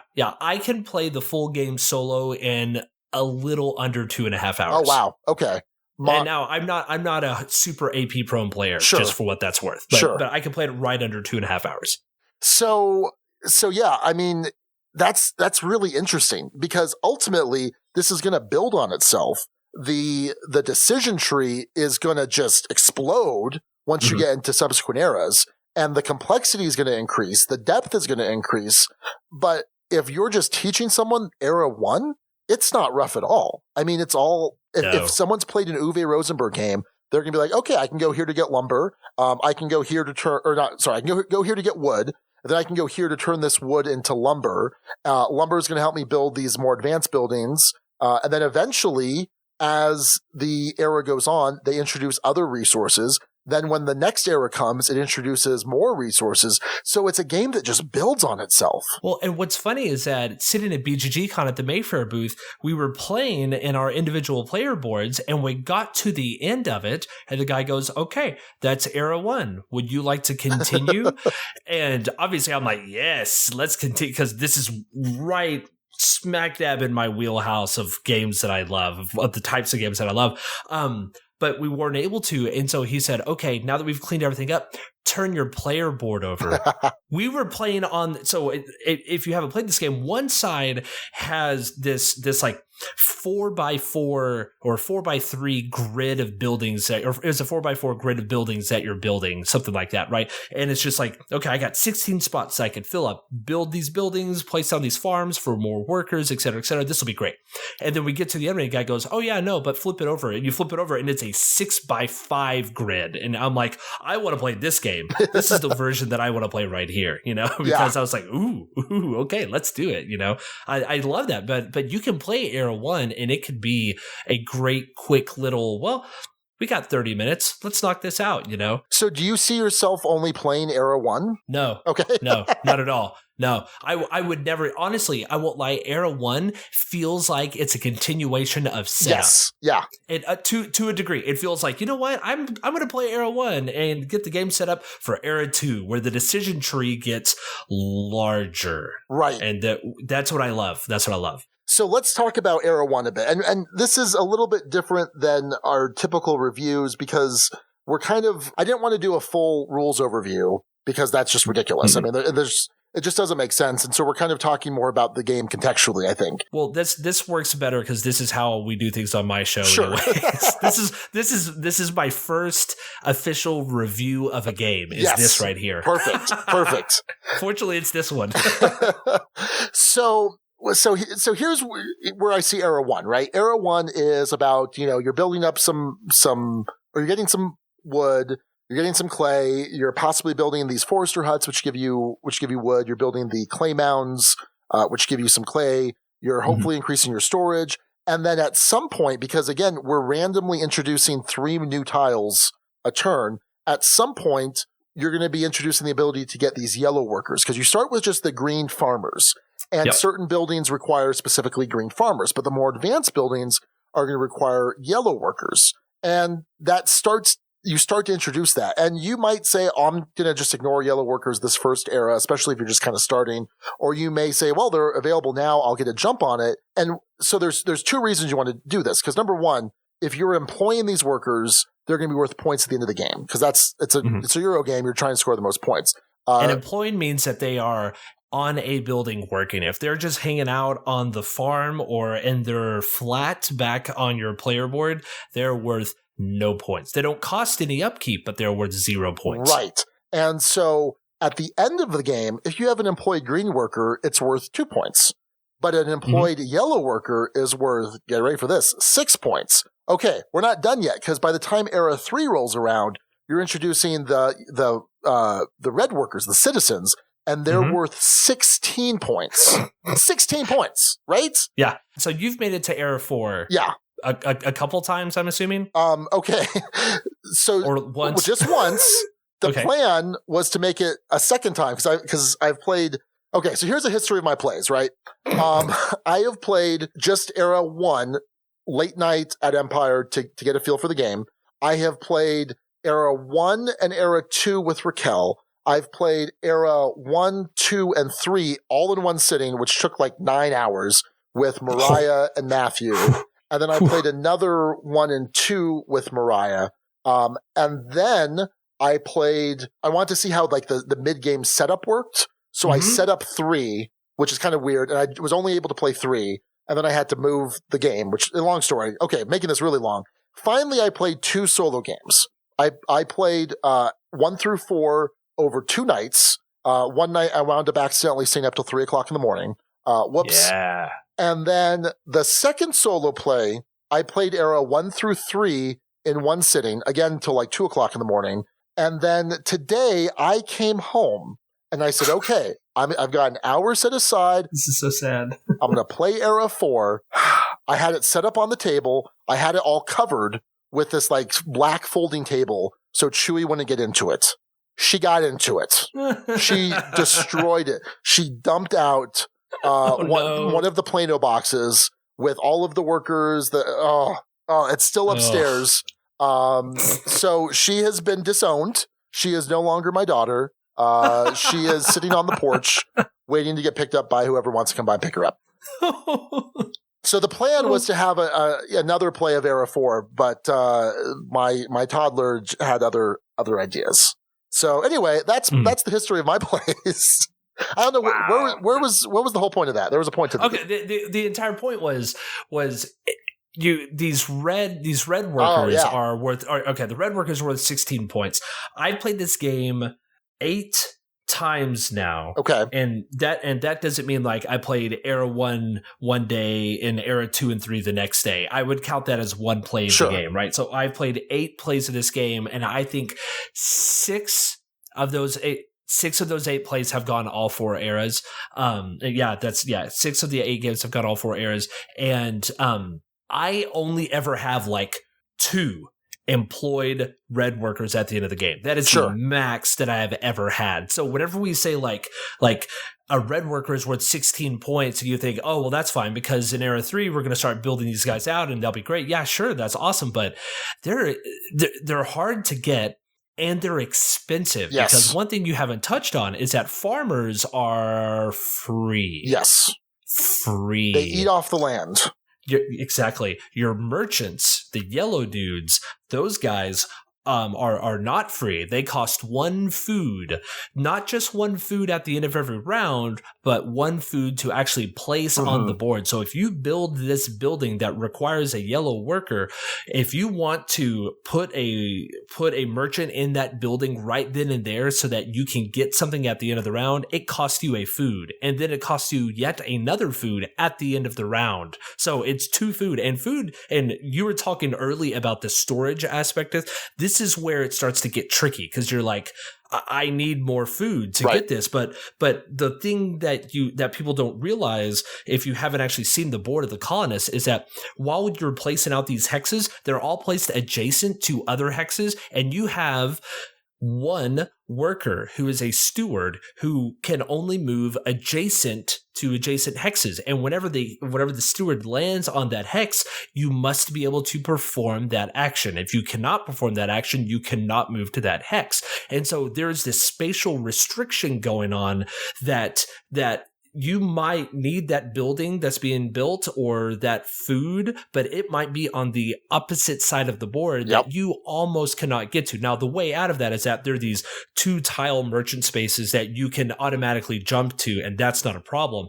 So that helps from keeping you from being stuck at one place in the board. But still, it is tough, because if you're like, well, I only got one guy and I can only move 3 spaces, and they have to be things that I can actually do. So I guess I'm going to move here, jump to the market, and then go one other place. And then maybe next round I'll be able to get food. And so it's tough. The red workers require 2 food and clothing because citizens are snooty. They are. Right? And so to employ them, you have to have 2 food and clothing. So if you want to put them out on the board into a building, you have to pay them 2 food and clothing. And then at the end of the round, subsequently, you have to pay them 2 food and clothing. And so the upkeep on it is brutal. And clothing pops up like sometime in the middle of the 3rd era, depending on when the tile comes out. And then you always go, I don't need that, because you're so focused on other stuff. Yep. And then eventually you go, oh, dang it, I need a shirt.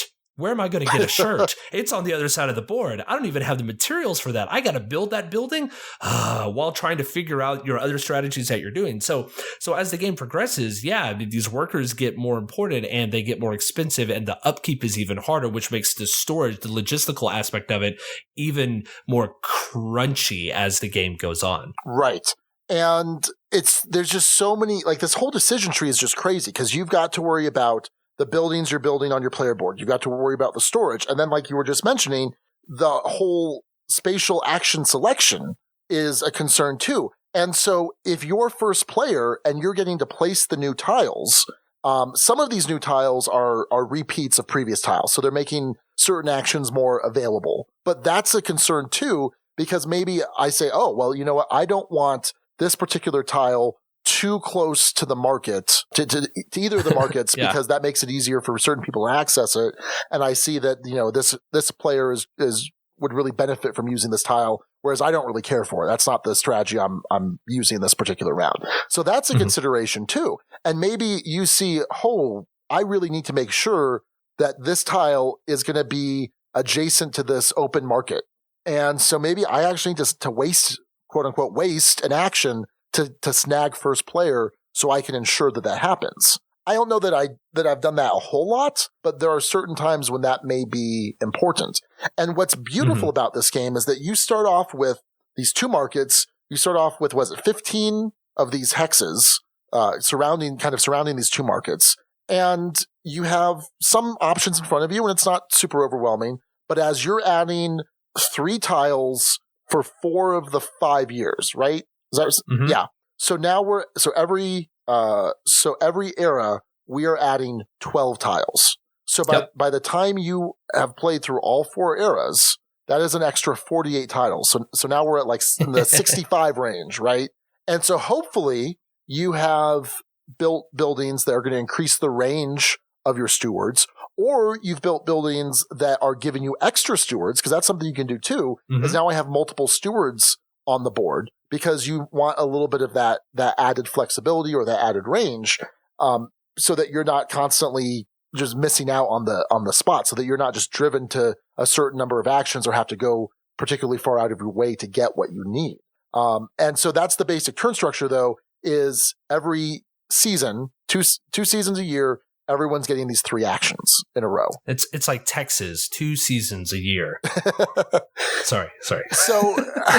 So it's just incredible. It's just, there's so much to think about here, and there's not enough. You can't do everything you want to do, and it's so frustrating, wonderfully frustrating.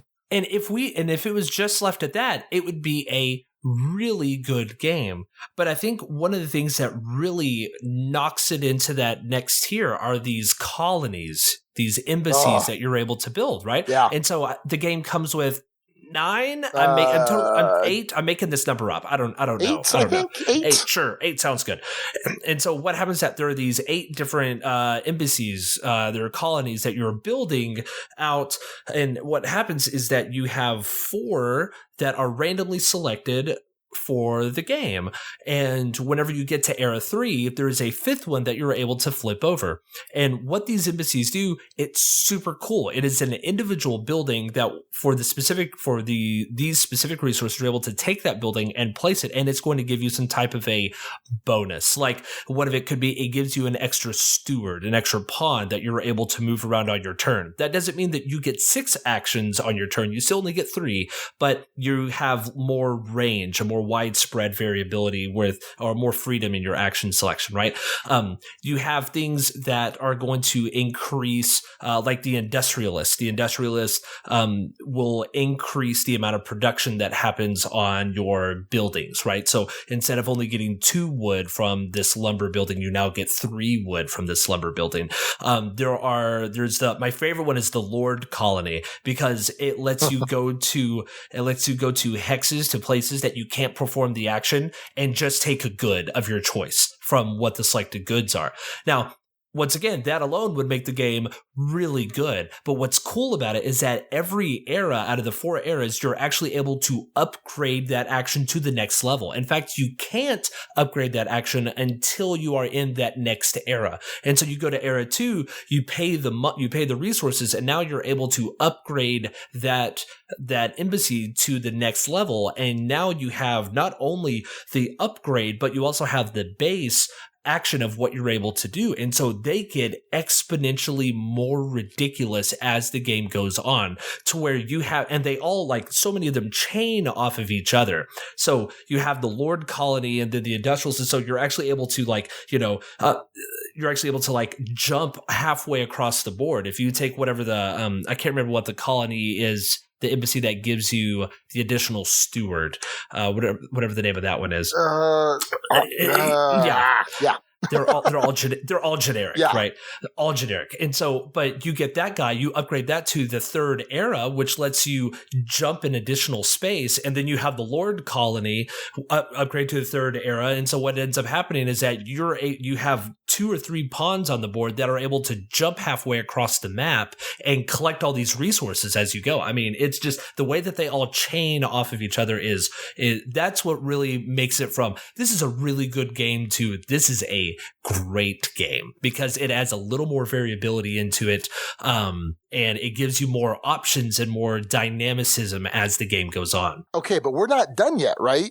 Because we haven't talked about the improvement cards. We haven't talked about the market cards. So what's really cool is that, and you kind of alluded to this before, but if you're in a pinch moving around the town, you can just jump to any of the markets. Somehow you get the express train, whatever. I don't understand how it works. You step through a Stargate and you wind up at a market. And so that gives you a little bit of flexibility in terms of movement, but also you have 3 available market actions that you can choose from, but it changes every year. So every era has its own deck of market cards, and then every year you're using a different market card. So there's one ability that gives you some amount of resources, and it gets progressively better in the different eras. You then have another ability that lets you turn in resources for points for endgame scoring. And then you have a third ability, which is some sort of usually limited building action, although there's some other things where you can take first player, or there's some other options there. But basically it's another limited action. It's typically a duplicate of what's on the board, right, of some other hex that's on the board, right? Which the way that it comes out may or may not actually be out on the board yet. Yes, so it's interesting because that might give you early access in an era to a building that otherwise isn't there yet. So that's really interesting. Now, on top of it, you have these improvement cards, and you have a different improvement deck per era, and you have to go to the librarian's where you play them, right? Or is the librarian where you get them? Librarian is where you get them. Yeah. So you go to the librarian and you draw 2 of these cards. And what's really cool is if you happen to build a particular building, it's going to let you draw 4, keep 2. So again, just little things that are going to add up.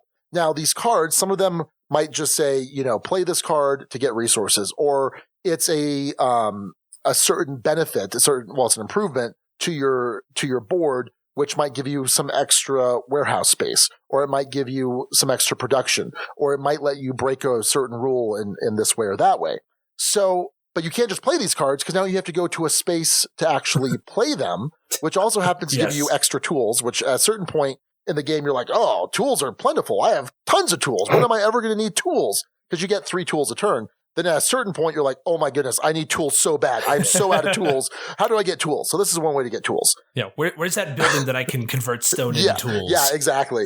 That's what happens. Well, first time I saw that, right? It's was it wood and ore into tools? I'm like, that's a horrible conversion rate. Who'd ever want to do that? And then later, I'm like, I desperately need to turn this into 8 tools. So you go to the space to play these cards, and then there's a building that you can build eventually, which is going to let you play multiple cards per action. And so there's just, between those improvement cards, the market cards, so much going on, so much variability. It's crazy. There is. Honestly, the improvement cards is probably the weakest part of the game for me. Okay. Out of all, I haven't figured out an improvement card strategy, because it's not like there are 12 improvement cards available. I mean, there are like 40 or 50 improvement cards per era. I mean, it is a large amount of cards, and it's so hard to collect them and so hard to play them, because on top of that, you have a hand limit that you can't exceed. The hand limit is what, 6? It's 6, is it right? 6? It's 6. You can't draw your 7th and decide which one you want and discard down to 6. If you are at 6 cards, you are stuck there. You have to play a card before you can get another card. And so the card strategy has always been like a really, really hard one for me to try and figure out, like, do I want to do this? Do I want to? And so I'll try and get like some early ones, and then I'll try and get some ones in like era 3 or 4. But for the most part, I stay away from the cards, which is sad, because the cards are the game breakers. They're the things that really help you, that might help toss you into it. But I play with Donnie, and Donnie does a lot of cards, and he does really well with the cards. That's just what he does. And I've tried it both ways. I've done like a really heavy card strategy, building the buildings that you need. There's both an embassy, and there's also an ability that lets you ignore the restriction where you can't draw past 6, just as long as you're back down to 6. But then there's also another ability that lets you, whenever you draw cards from the librarian action, you also get to immediately play a card. That's right. I remember that card. So if you, and I'm blanking right now if that was an embassy. I think that was probably an embassy. And it was like level 2 or level 3 of that embassy. So it might be. You can build a pretty decent engine where you're just going back and forth between the get card spot and the play card spot, because now I'm going to get 4 cards, keep 2, and play 1 immediately, and then go to play cards, get 2 tools, play 2 cards. And just depending on what you have, now it's random, right? Because it's kind of like viticulture in terms of the visitor cards. Yes.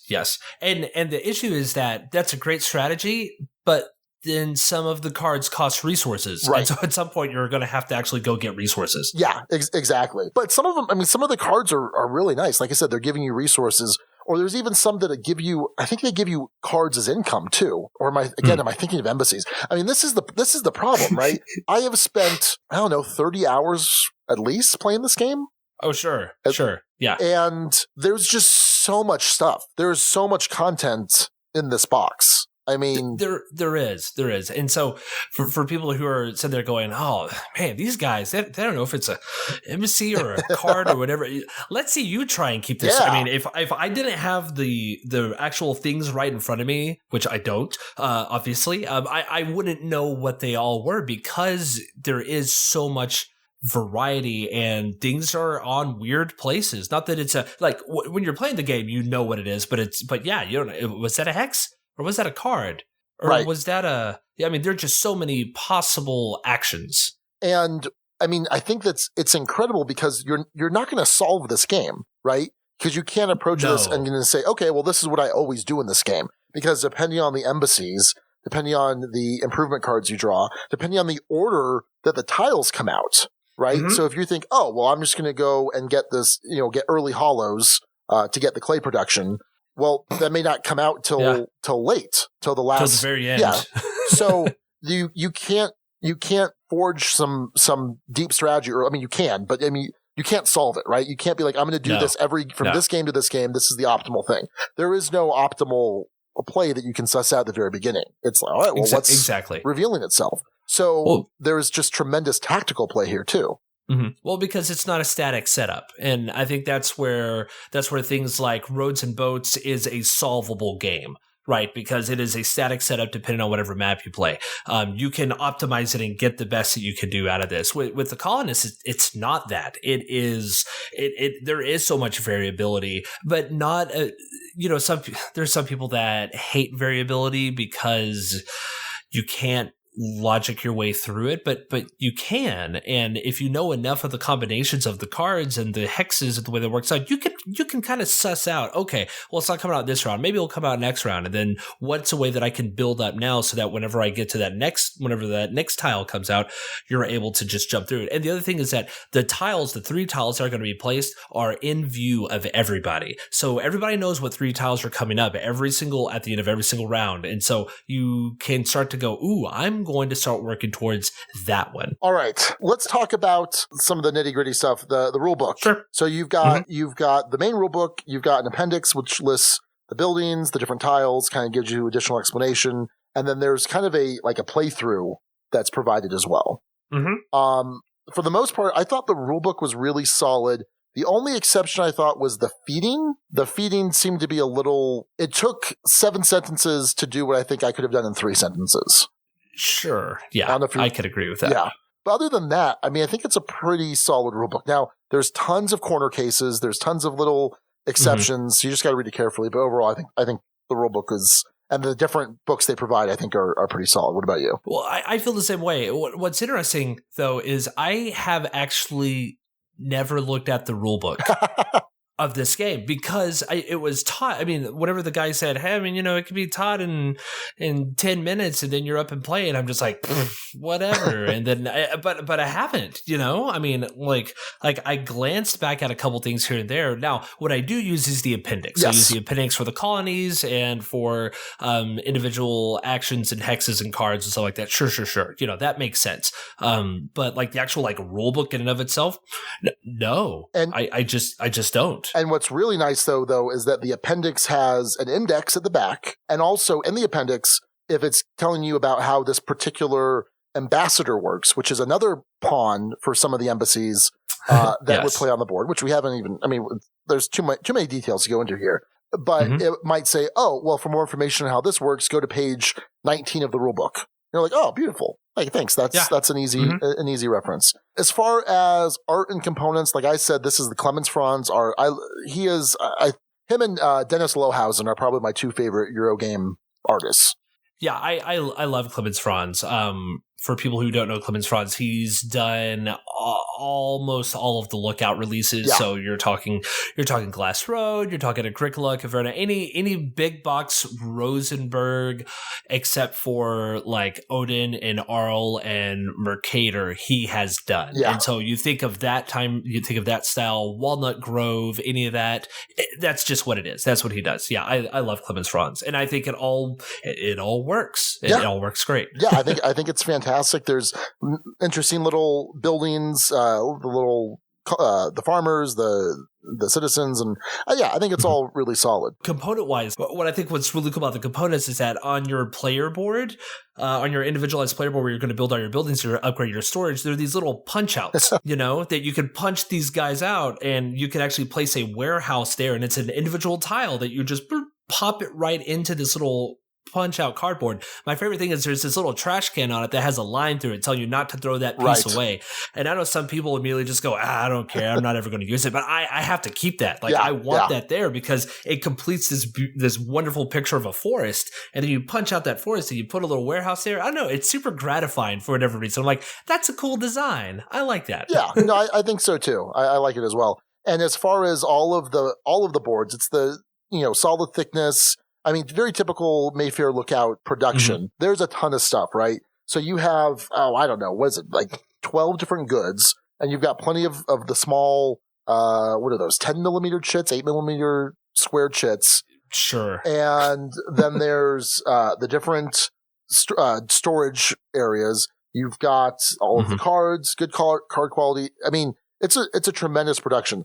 So let me ask you something, Travis. This is kind of a deep personal question. Sure. Do you clip your corners? On war games, I do. So I clip. I'm a counter clipper of war games. All right, let me tell you something. I clipped my corners on this game, and it's fantastic. Okay. It's fantastic. Oh, sure. It's fantastic. I probably have like 60 or so of the small resources left to clip, but it's like 90% clipped. Any time I've had to go in and get those jagged 90-degree edges, it's just terrible. It's like grabbing a handful of razor blades. Well, it's probably also very, very efficient storage wise as well. You know? It is, because I'm using one of the DVG trays. They're similar to like the GMT trays. So it's one of the DVG.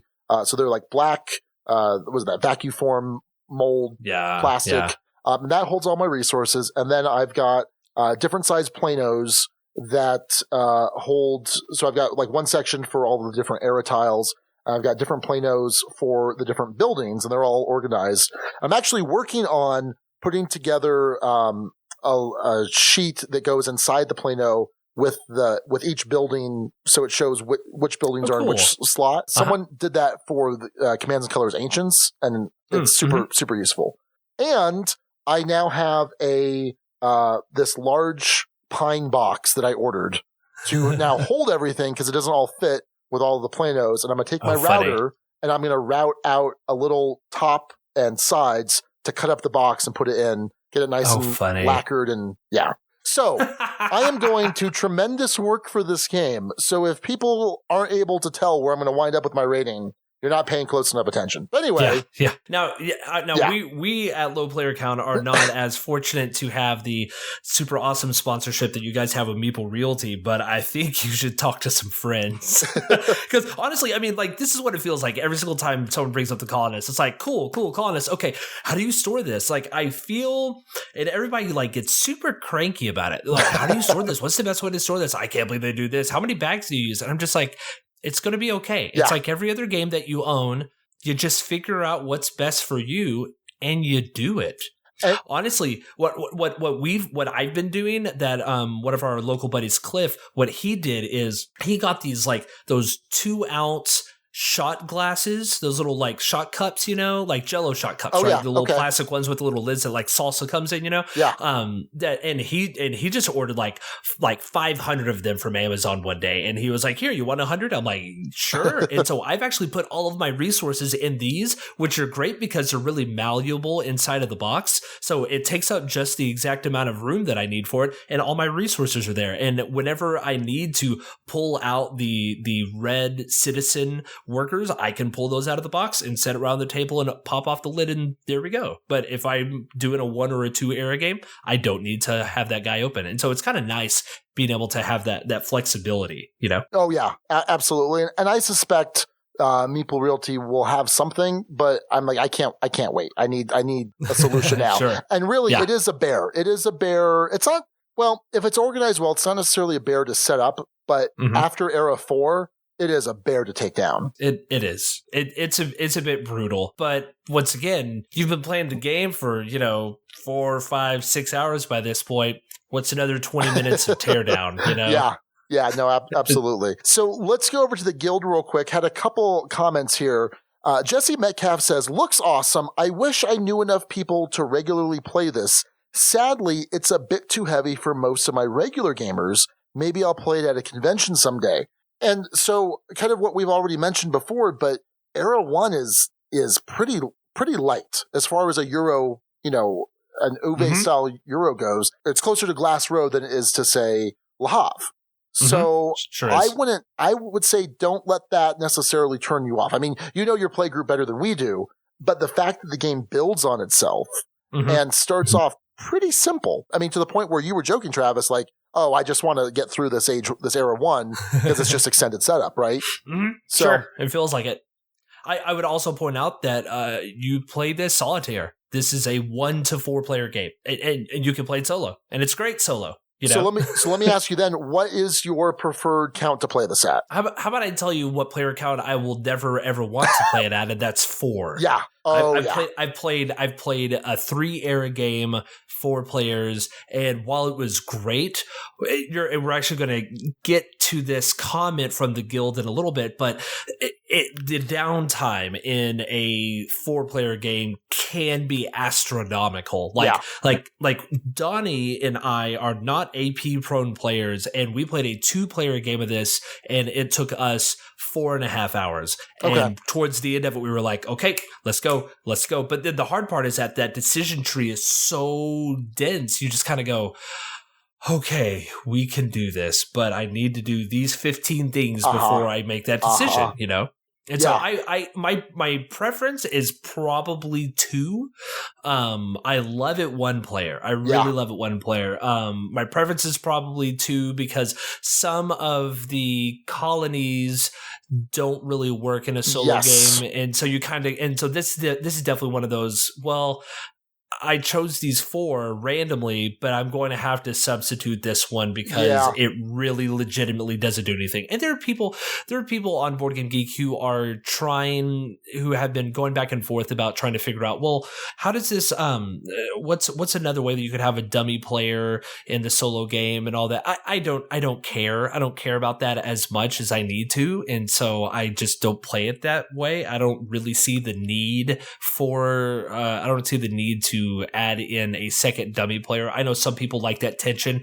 Me personally, I don't need that, so I don't really care. But because some of the colonies don't work 1 player, I think that's why 2-player edges out just a little more because there's a little more variety. I mean, there's a ton of variety already, but there's a little more whenever you get to a multiplayer game. And we didn't even really discuss that, but basically there is a fee that you have to pay the player if your steward is winding up on a spot that their steward is already occupying. And that fee gets progressively more expensive as the eras go on. And there's other uses of the fee later in the game, but that's typically the primary use of the fee. So, okay. Yes. So let's go to that comment that you referenced. Scott Sexton says, this game took serious guts to make. It's basically an engine building game that plays out over a series of games campaign style, but with virtually no theme, setting, or story to speak of.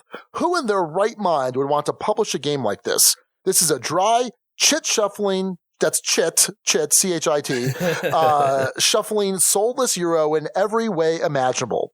But it does a great job at scratching that epic Uwe itch. I frequently describe the Colonists as the first true campaign Euro game.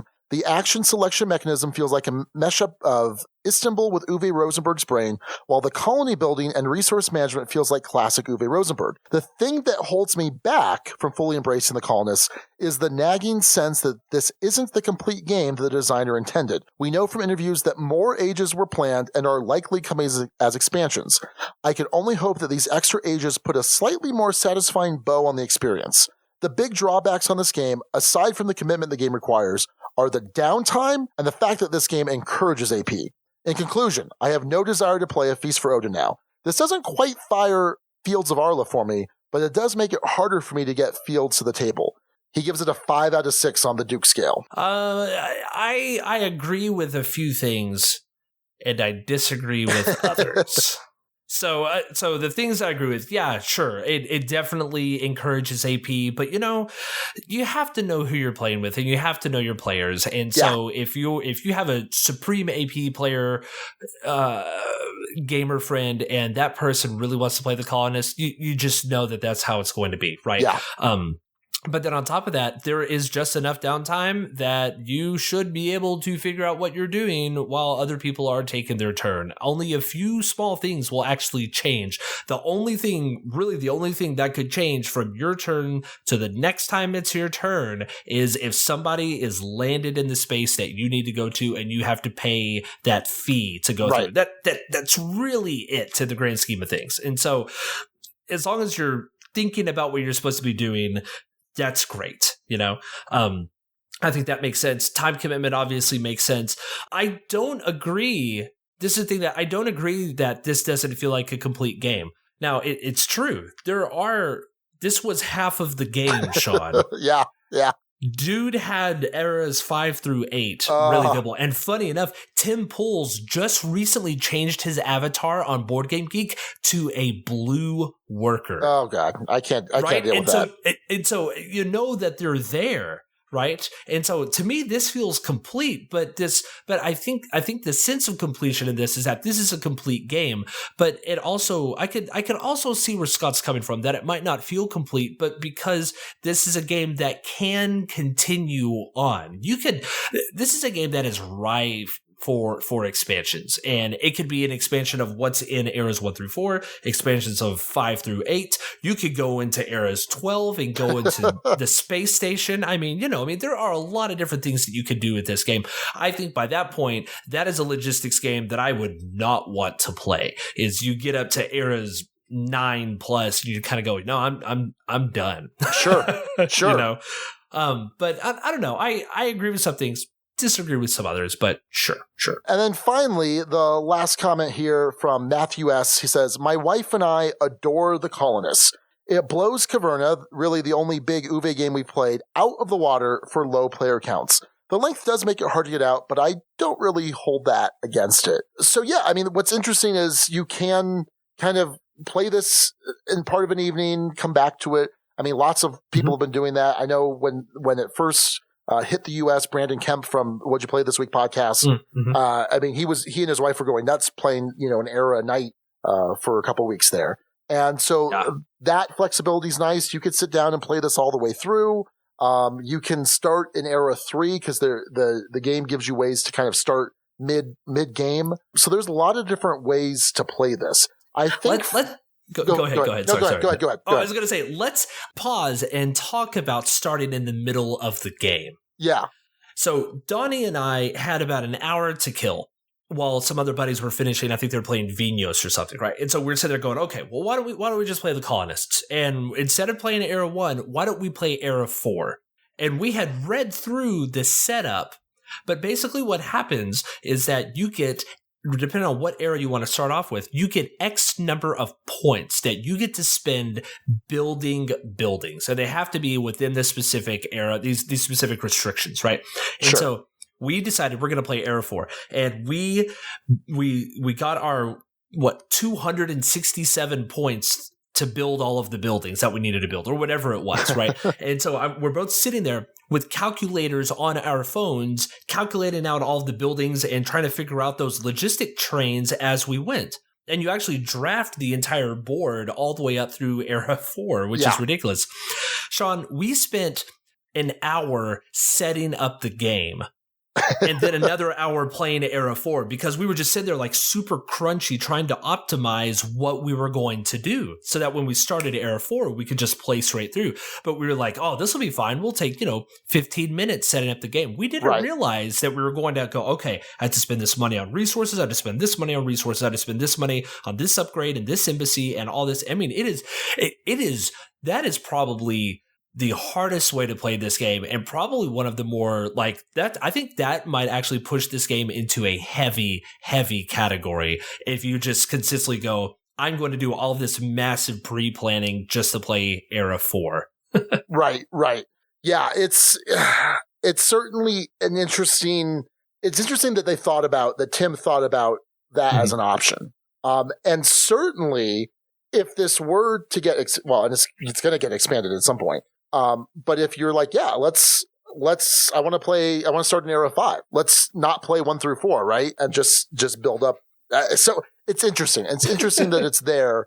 I don't know. I feel like I'd rather just kind of play through at this point. Me too. And this is something where I'm still pretty eager to get this to the table solo. I've gotten my plays in for the review, but I'm in no way, shape, or form done with this game. It's pretty amazing. And I was struggling quite a bit. And I guess we can kind of go into final thoughts here. I was struggling quite a bit because given the length of time that this game plays has typically been something that's held me back in the past from giving a game like Arkwright or even Food Chain Magnate a 6. But what's different about these 3 games, and really there's tremendous difference between the 3 games, but it's just in terms of how I'm thinking about them in my head, is that the Colonists is so much more accessible in either of those games. Agreed.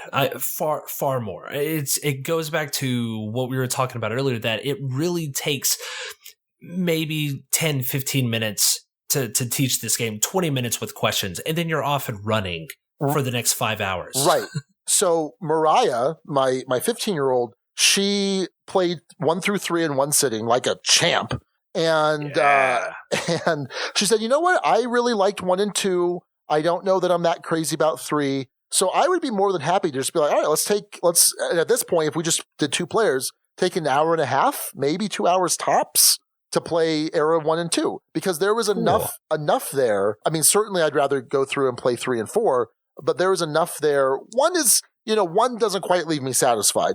2, if you're playing, if you know you're going to end at 2 and you're going to just try and get a point engine going, that's fine. Certainly I'd prefer to play it out, but I'd be fine with that. So the fact that this game is accessible, I think, is a big plus in its favor. Agreed. And so I think that's what sets it apart from some other heavier games, some other longer games that I couldn't quite give a 6, even though I wanted to, and the gameplay might have gotten into a 6 for me. Some of these other considerations kind of took over. I guess I will go first here.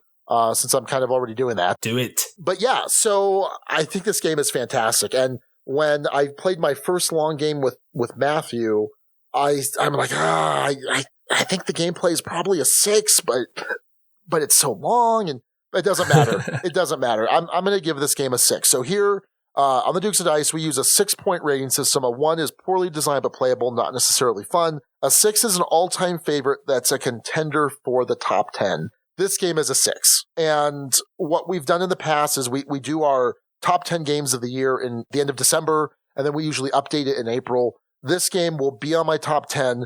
This game may or may not be my number 1 game of 2016. It will be 1 or 2. I don't know if it's replacing Scythe. It's got a good shot. This game's really good. I will leave that for future Sean to determine. A task that I don't envy him, but this game is a very solid 6. This game doesn't fire any particular Uwe Rosenberg game for me. Well, actually, maybe it does fire Feast for Odin, and I'm actually thinking I might like Feast for Odin less and less now because of this game. There are certainly other Uwe Rosenberg, and it feels like an Uwe game, right? Doesn't it? Mm-hmm. Okay. It does. It does. Okay. One game that I haven't brought up, but is very reminiscent of this. Have you ever played Ora and Labora? Yes. Oh, absolutely. Right, exactly, right? So Ora Labora is my favorite Rosenberg game of all time. And you have 3 actions. You got 3 workers, and your choices are expanding because you're building more buildings as you go, right? I mean, this is Roads and Boats and Ora and Labora crushed into one game, and both of those are 2 of my top 10 games of all time. So this is done so well, how could I not enjoy this? Sure. So this will be possibly my number 1 or number 2 game of 2016. This has a very good shot at making it onto my top 10 of all time. This is a fantastic game. So yeah, a solid 6 for me. So I think I know where you're going to, Travis, but why don't you make it official? Make it official. So to give you an idea, I sat down at the Mayfair booth at BGGCon, and then later on that same day, I sat down at the Mayfair booth at BGGCon, and then later on that same day, I stalked the Hot Games table, and I played a 4-player game with 3 random people who I didn't know, and taught them the game, and we played it at BGGCon, 2 eras, all in the same day. Then Saturday of BGGCon, Donnie, our buddy Cliff, and I scoped out the Hot Games table for the entirety of Saturday. And finally, at 10 p.m., we're able to sit down and play it. And that was after Donnie had gone over and done the demo at Mayfair. And Donnie legitimately asked the guy, how can I buy this game off of you at the end of the convention? And he said, we would think about it, we would consider it, but we have to take promo pictures, and this is the only copy we have. Yeah. And we're like, dang, okay, fine. And so we played it. We get home, and we all pre-order the game, ready to go. Donnie, being Donnie and highly impulsive and wonderful, goes to Philibert.fr, orders 2 copies of The Colonists from France, gets it shipped to us in 3 days, international overseas. This is a 6. easily. This is a 6 for me. It might go down to a 5 over time, but that the impetus of it going down to a 5 might be the fact that I just don't have the time to play it on a consistent basis. That's the only thing in this game that I could see knocking it down over time. But no, 6 straight up, the Colonists. All right, well, that's going to do it for our review of the Colonists. A 6 from Travis and a 6 from me. Yeah. Back in episode 82, which we titled Ragnarokin' and Bubble Poppin', we reviewed Blood Rage from CMON Games, designed by Eric Lang, and we kind of talked about this earlier in reference to Rising Sun. A year ago, I gave this game a 5, which is a great game. We'll rarely turn down a play of it. Alex gave this a 3. This is just not his style of game. It's dudes on a map, and I mean, I knew this going into the review. I knew that he wasn't going to like this. His play experience of this were miserable. So yeah. So real quick, Scott Sexton over in the guild said, Blood Rage is still my favorite dudes on a map game, and it's probably my favorite drafting game as well. I think there's a lot of folks critical of Blood Rage who are full of it and like to hate on games because that's what the cool kids do, apparently. If you take the time to really study the guts of how Blood Rage works, I think you'll find a very smartly crafted game that doesn't do anything new, but does mix together some highly polished pieces in a way that makes the game as a whole so much better than the sum of its parts. But before anyone chimes in that Loki's broken, let me offer my canned response. No, he isn't. You're simply bad at playing the game. Of the dozens of games I've participated in or watched, I've seen a Loki strategy dominate exactly one time. It's critical to understand how the flow of the game plays out. The first 2 ages are really about building up your clan, not scoring points. The third age is where you play for points to win. And he gives this a 6 out of 6. So, real quick, Travis, you've played Blood Rage once, correct? I played Blood Rage one time, and that was enough. And again, it's not your, like we talked about before, it's just not your style of game. It's not. If I had, I would probably rate it when Alex rated it. The game's okay. It's not exciting to me. I don't know I would play it in the right situation or any situation, but it's one of those that I would like to say it's not the game's fault. It's my fault. Sure. The game's fine as it is. I have no problems with it. It's just not something I like to play. Yeah. So, okay. So I gave it a 5 last year. Great game. Will rarely turn down a play of it. How many times have I played it since then? I have played it 0 times. And we've talked about this plenty on the podcast, that's not necessarily an indication that it should go down in score or that I dislike it. But if a game is a 5 and I haven't played in the last year, that's kind of weird because I will rarely turn down a play of it. And there have been times that some people have suggested it and I've been like, and it's not a game that I've thought to brought out. And I look back, I really enjoyed my plays of it. There is so much to like about this game for my style or for my preference, right? I love the drafting. I love building up your clan to have unique powers that other people don't have, kind of like you would in Kemet. But when I'm still comparing this to other dudes on a map hybrid games, when I look at this compared to, say, Kemet and Cyclades, this is still not quite either one of those games. I like it better than Inish, but I wasn't that crazy about Inish.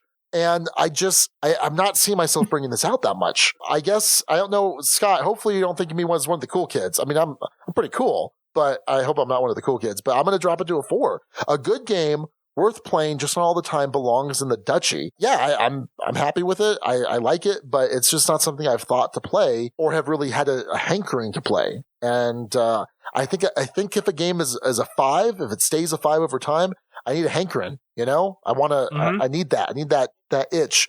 And I just haven't had that itch because I'm going to get that same itch scratched by Kemet or Cyclades or a couple other things. Or Rising Sun. So that's kind of the interesting thing. You know, even though this game fell from a 5 to a 4, I was still there minute 1 to back Rising Sun. I suspect I'm going to like Rising Sun a little bit more, even a year after we review it, probably, just because it comes more from that diplomacy lineage. But so yeah, it falls to a 4. Good. Still solid game, but that's going to do it for our Dukes Double-Take. And this week we're going to be discussing solo gaming, but first, a quick word about our sponsor.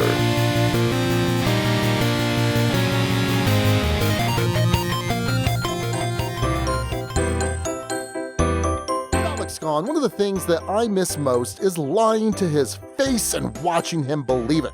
I also miss playing Sheriff of Nottingham with him. Heyo! But seriously, let's talk about Sheriff of Nottingham for a minute.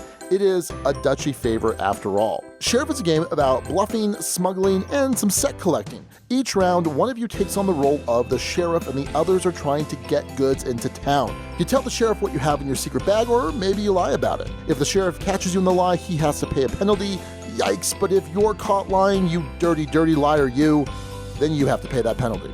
It's just one of the awesome games in Arcane Wonders' Dice Tower Essentials line. It's a fantastic game that the Dukes love to play. It's helped turn my 15-year-old into a fantastic liar. It's just one of the awesome games in Arcane Wonders' Dice Tower's Essential line. Check out the rest of them at arcanewonders.com, and while you're at it, give Sheriff of Nottingham a look. So, Travis, you're on a podcast that happens to talk about solo gaming from time to time. Isn't that correct, sir? That is correct. 50% of the time we talk about solo gaming. The other 50% of the time we talk about two-player games. That's a lie. That's a lie. Yeah, yeah. But yes, I am on one. So we talked about solo gaming way back in episode 53, and that's quite a while ago. That was the episode after our 1-year anniversary. So this seems like it's an okay time to kind of revisit it. It's been a while, and we've got a great opportunity with you here.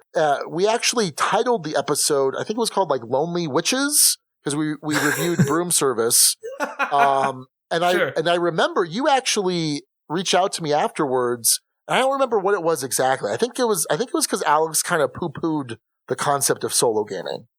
Sure. In general. Yeah, it's possible. I honestly, I don't remember. but yes, you hear that a lot. You, as somebody who plays a lot of games solo, like to give you an idea. So I am an obsessive play logger. Right. I use BG Stats app and I do all the I do all that stuff. Looking at my plays from last year, 2016, 34% of my games were played solo. 34%. And that is not out of, 12 games, right? I had 452 plays last year and 34% of them were solo. So the vast majority of my play, or not vast majority, but a large chunk of my gameplay is solo. And so since being on this podcast and doing all the stuff in solo gaming world and things like that, you do get a lot of people who kind of poo-poo on the idea of solo gaming for a multitude of reasons, and they are all legitimate reasons as well. Before we even get started, I want to point that out, that they're all legitimate reasons, because once again, as we've determined, everybody is different and likes different stuff. Crazy. I know, right? Who knew? So I think a year and a half ago, I played fewer games solo. I've played a lot more recently, in fact. And I think one of the things that kept me from playing more solo games in the past was just that Raquel, is pretty much always willing to play a game. So to what extent do you think solo play is driven out of necessity versus, I just really prefer this solo experience? Honestly, I think the impetus of people playing solo games is out of necessity more than anything else. There are obviously going to be other factors, right? But I think it begins, for the most part, with most people, hey, you know what? I want to play with people. No one's around. Hey, this game has a solo option. Why don't I play it? And I'll just give it a shot. And so I think it begins with that. But then from there, it grows into that actually was pretty good. Why don't I actually try and find a game that was made for solitaire play or was primarily geared for solitaire play? And then you kind of grow into that a little more as it goes. Sure. So what are some, because I'm trying to think now, and I don't know that I've ever actually played something that's necessarily only solo. I've played games that are 2-player or that have a solo mode, or games like Pandemic where you could just play multiple roles. But I've never actually taken the dive into saying, okay, this is a 1-player only game, period. Sure. Have you not played any of the Oniverse games?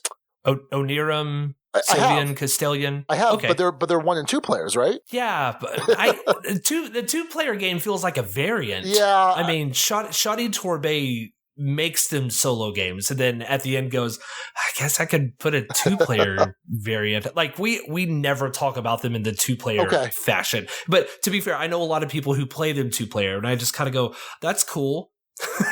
Yeah. But I don't know. But like Friday is a solo only game.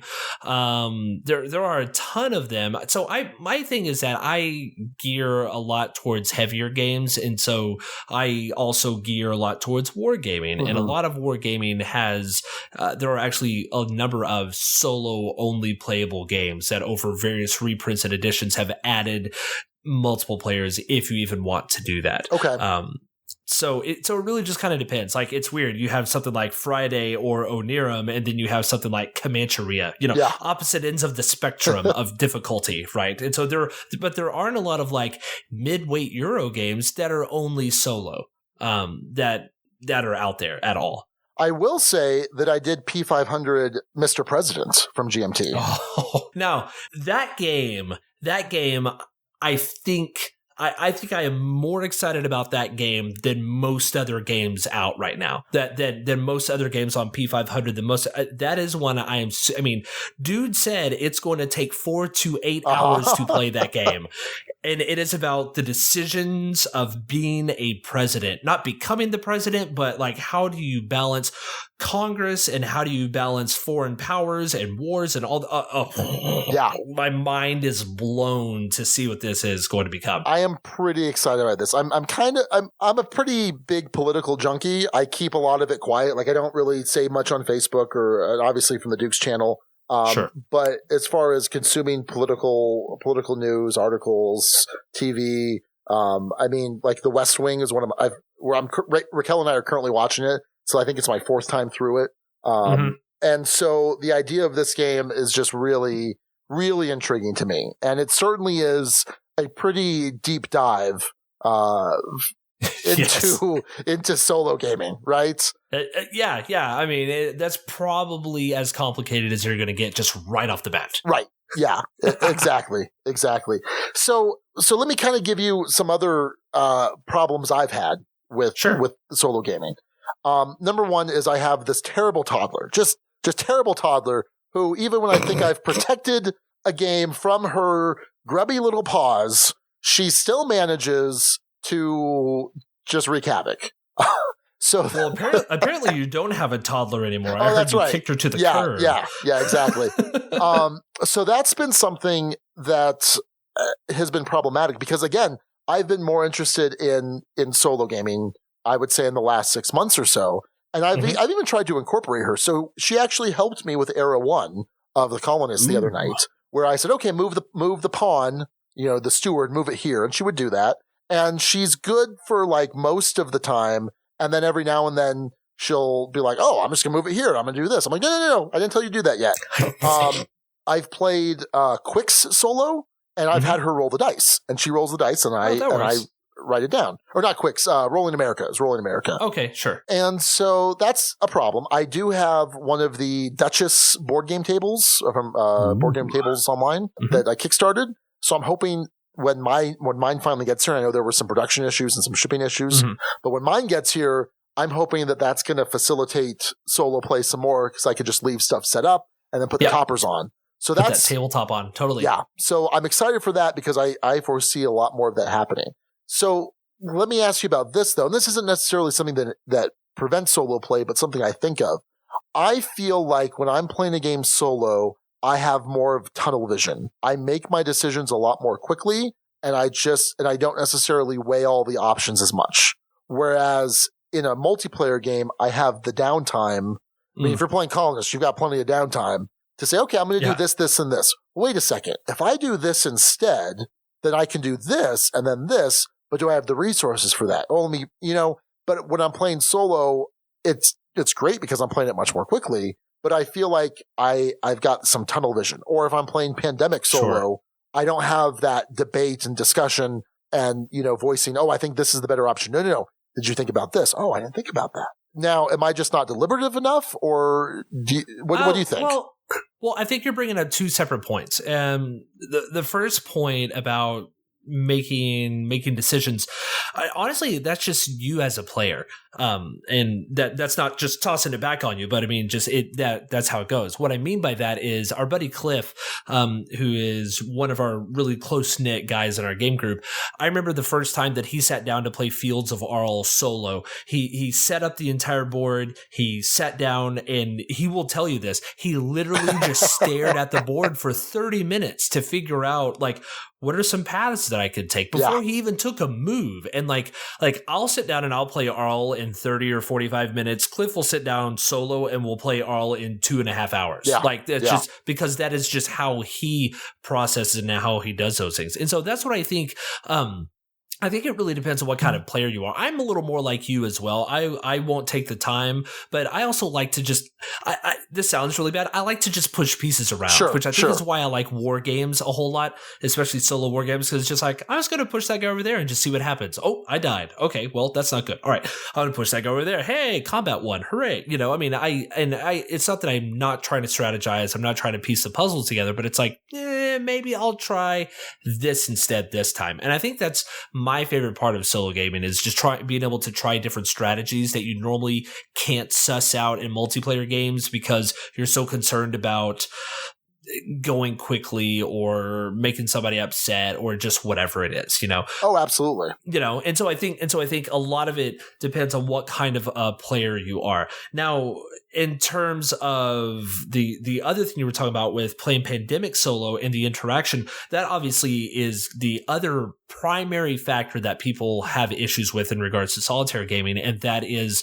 the social component, right? This is the number one thing that I hear more than anything else. Well, and they don't mean it in a mean way, but it always kind of comes across a little that way, right? Of, well, I'm going to play this game, and if I'm going to play games, it's all about the social element for me. Well, you know, gaming is also about the social element for me as well. But sometimes I want to play a game and I just don't have someone around. And so instead of picking up a controller or just watching Netflix, sometimes I just want to tinker around with a game.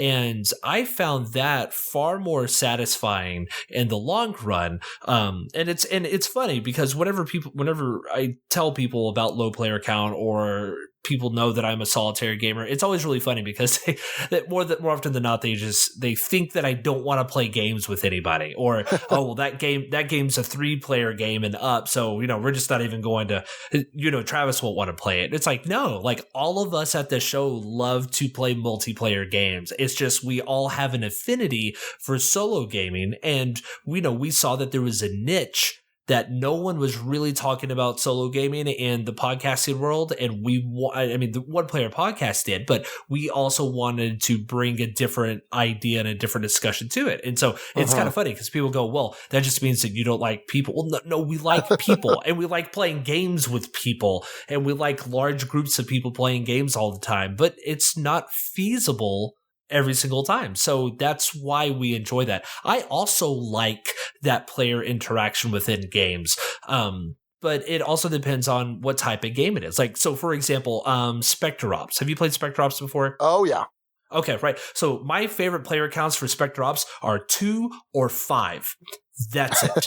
I like either having 2 people as the betrayer or me versus the other player. That's it. Yeah. Anytime I played at 3, I lose because I'm over here with homie who's just trying to debate a point, and I'm like, stop it. He's going to H4. Let's just move into H4 and kill him. You know, I'd say that jokingly, like I'm not entirely right, you know, but still, it's like I feel that there's more tit for tat strategy, and it makes it a deeper game at a 2-player setting as opposed to a 3 or 4 where you get a lot of the group think. But I know that's also part of the game setting as well, is that you have to have that group think going on. Well, the guild weighed in a bit here, and what was nice was, you know, we put up our Dukes on Deck every week, but a couple weeks ago, Steve O'Rourke had posted something about solo play, and so he kind of posted there to bump it so people can continue the conversation there. But let's see what the guild had to say. So Jesse Metcalf said, Low Player Count was the first podcast I started listening to regularly. Woohoo! I discovered Dukes of Dice not long after. Well, thanks. Thanks for thinking of us, Jesse. I was mainly interested in 2-player games for my wife and me to play. Then I started exploring solo games. I discovered how much fun they can be and it sure beat making sure the Wii controllers were charged. I have played over a dozen different games with a solo player count, with my favorite being Imperial Settlers, At the Gates of Loyang, and now Octodice, thanks to LPC for the If You Buy One game, the roll and write one. I will also probably play some solo games of Gloomhaven in the near future. And there are certain games, I think, for me that I have come to prefer solo, like Arkham Horror LCG. I had a ton of fun playing it 3-player and 4-player and 2-player even. I mean, all those player counts were great. But I think I really just want to play that game solo. Yeah, totally. When I eventually do get Gloomhaven, I imagine that I'm going to be playing that solo and having Raquel pop in from time to time, but mostly solo. Are you alive? Are you there? Okay, good. Just want to make sure. So, but before I continue on, so we're probably going to see a few mentions of Rosenberg up here because that's kind of your quintessential solo Euro. Did you know that Uwe Rosenberg does all of his initial testing of all of his games solo? I did know that, and he goes. He goes until the player count reaches its limit. Is my understanding. Yeah. Which sometimes works and sometimes doesn't, but that's a different story. Which is why he does it all solo. Why Caverna goes to 7 for some reason. You could, sorry. Yeah. you could have given me 60% of that game at 60% the cost, and it probably would have been a better experience. But that's a different story. So Nathan Milbrath said, why solo gaming? Mainly because I want to play a board game, and sometimes no one is around. On the rare occasion, it's because I can't get anyone else to play the actual game with me, like London or Race for the Galaxy, or once again, we have At the Gates of Loyang. I usually focus on multiplayer games, but my interest is always piqued when I hear solitaire as an option. I tend to like the solo games best when it requires very little additional work on my part.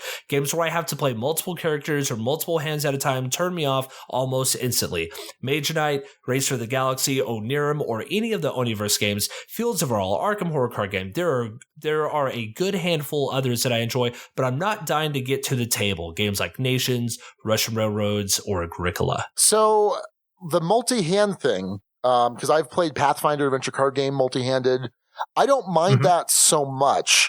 Usually it's the increased setup time on a game like that where it's nice having extra pairs of hands from other people to help set up. And I know I've heard you talk about that before on LPC where, sometimes you're setting up for half an hour, especially some of the heavier war games. You're like, all right, well, I'm good now. There have been times I have set up a war game and just kind of stared at it and went, okay, I'm gonna go do something else. It happens. Sure. It's legitimate. Yeah. So Patrick Hillier says, my preference has been games with a solo option. This gives me a chance to play it solo to learn it. So he talks about games like Castles of Burgundy, the card game Oh My Goods, with the Longsdale and Offer expansion. They have a great solo adventure. And Terraforming Mars has almost become preferred as a solitaire game. I do not like multiplayer games where you can play them solo, playing multiple roles, such as Pandemic. I tend to lose track of who I'm supposed to be playing. Oh man, I've done that so many times though, in playing a game solo. Sure. Oh, did I take this turn over here? Or was that 2 actions or 3 actions? You don't have someone to kind of go through that. At a certain point, you're like, well, whatever. Not a big deal.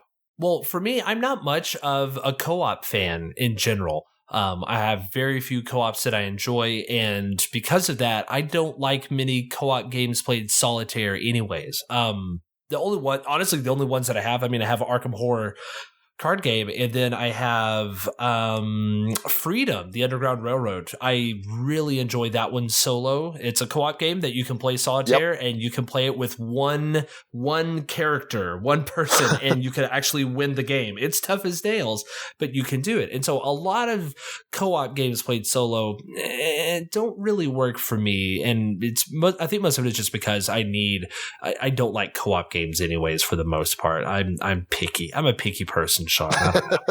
Fair enough. Dan Stanley said, I am one of the rare breeds in that 80% or more of my gaming is solo. Wow. Yeah, that's awesome. Stand aside 35%, Travis. Yeah, I'm done. Sorry. do you want to spot on the show and take over for me? This is in part due to the fact that I'm relatively new to the hobby and haven't found a good way to integrate myself and haven't found a gaming group yet. The second reason is that with a 6 and a 3-year-old, it's hard to find dedicated time. So I find myself gaming in varying 60 to 90 minute windows. Sure. The last reason is that video games used to be my pastime, but as I get older, I end up staring at a computer screen all day at work. And the last thing I want to do is to look at another screen at home. Board games give me a mental exercise that hit on the puzzle aspect of video games, but with neat art and tactile components. I usually like games where I have to play against an automated opponent like Scythe. However, games like A Feast for Odin are also enjoyable with the sheer variability and trying to find the optimal path to victory. Those are two of my favorites at the moment. I agree. So I was a teacher for a long time, and then afterwards I went to work in an office at a desk job where I was looking in front of a computer all day. And partway into that is whenever I got into solo gaming, and a lot of it was based on I look at a computer all day and I don't want to go home and pick up a video game controller. I need something else to just give my head a break, to give my eyes a break. Why don't I try solo gaming and just see how that actually works out?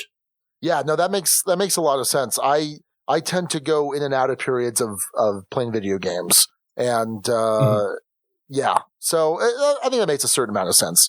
So Steve Paltrineri says, I'm fairly new to the hobby, so while I do have a regular once-a-week game group, I don't have a lot of other gaming partners. I can't seem to talk my wife into any games, and my kids are too young.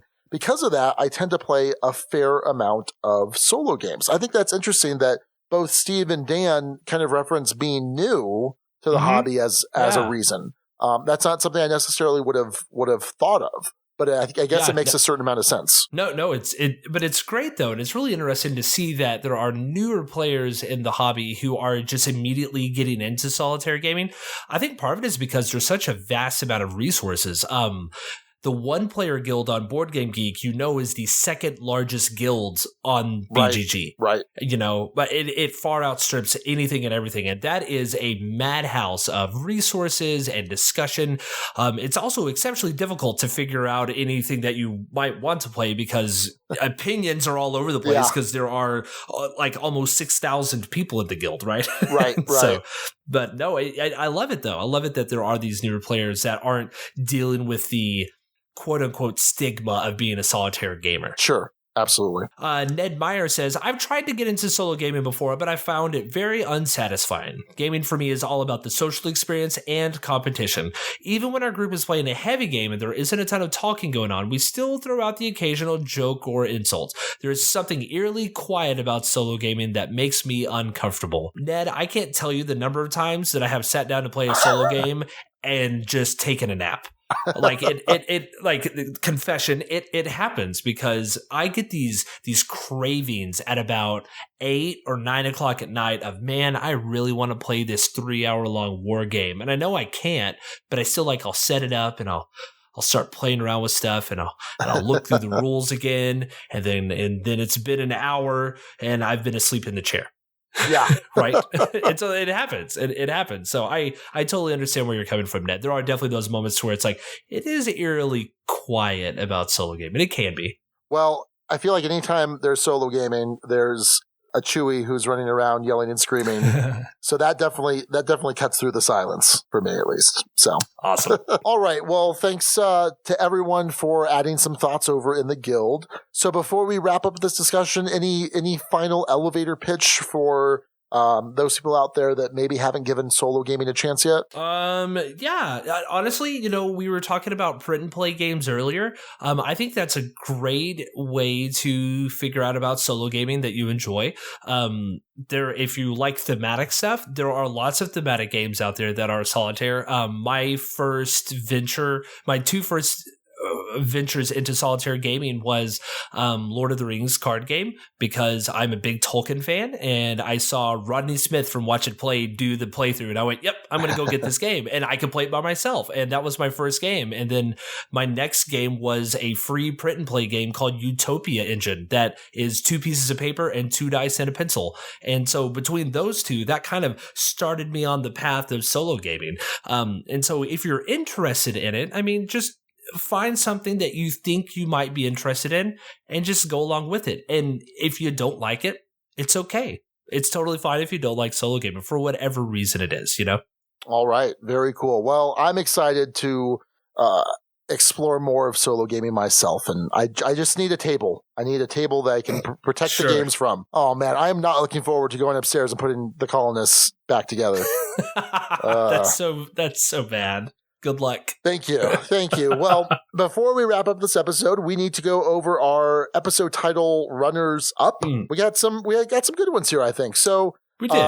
Steve O'Rourke, the name father, who was named 87 episodes now, or about half that, he thought about, hey, how about low Mayor count?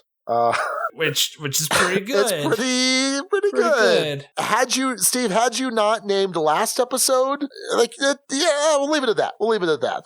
Jeff Epner, you gave me this one to say. Yes. Said soliloquy, which obviously is a combination between soliloquy, which is doing something on your own, and Loki for blood rage. Yeah. Yes. Yeah. Didn't include the colonists necessarily, but there's some cleverness there. So soliloquy or soliloquy. Yeah, something like that. Mike White. Okay, hold on. Keep it together, Travis. Keep it together. Mike White. Colonoscopy for one. In retrospect, I'm not sure. Okay, so it's kind of a play on the colonists. I'm not sure. Where did the colonoscopy come in? I don't know. Okay. I don't know. Would you say that he was stretching? Oh boy. We don't like those terms together. Simon Probst said lone rager. Yeah, that's pretty good too. It's pretty good. And then finally, Jeremy Robinson suggested Tilehulla. So like Valhalla, plus you have about, I don't know, are there at least 1,000 chits? No, there's not 1,000 in Colonists. No, there aren't 500? 500? If you include all of the buildings and oh gosh, there might be.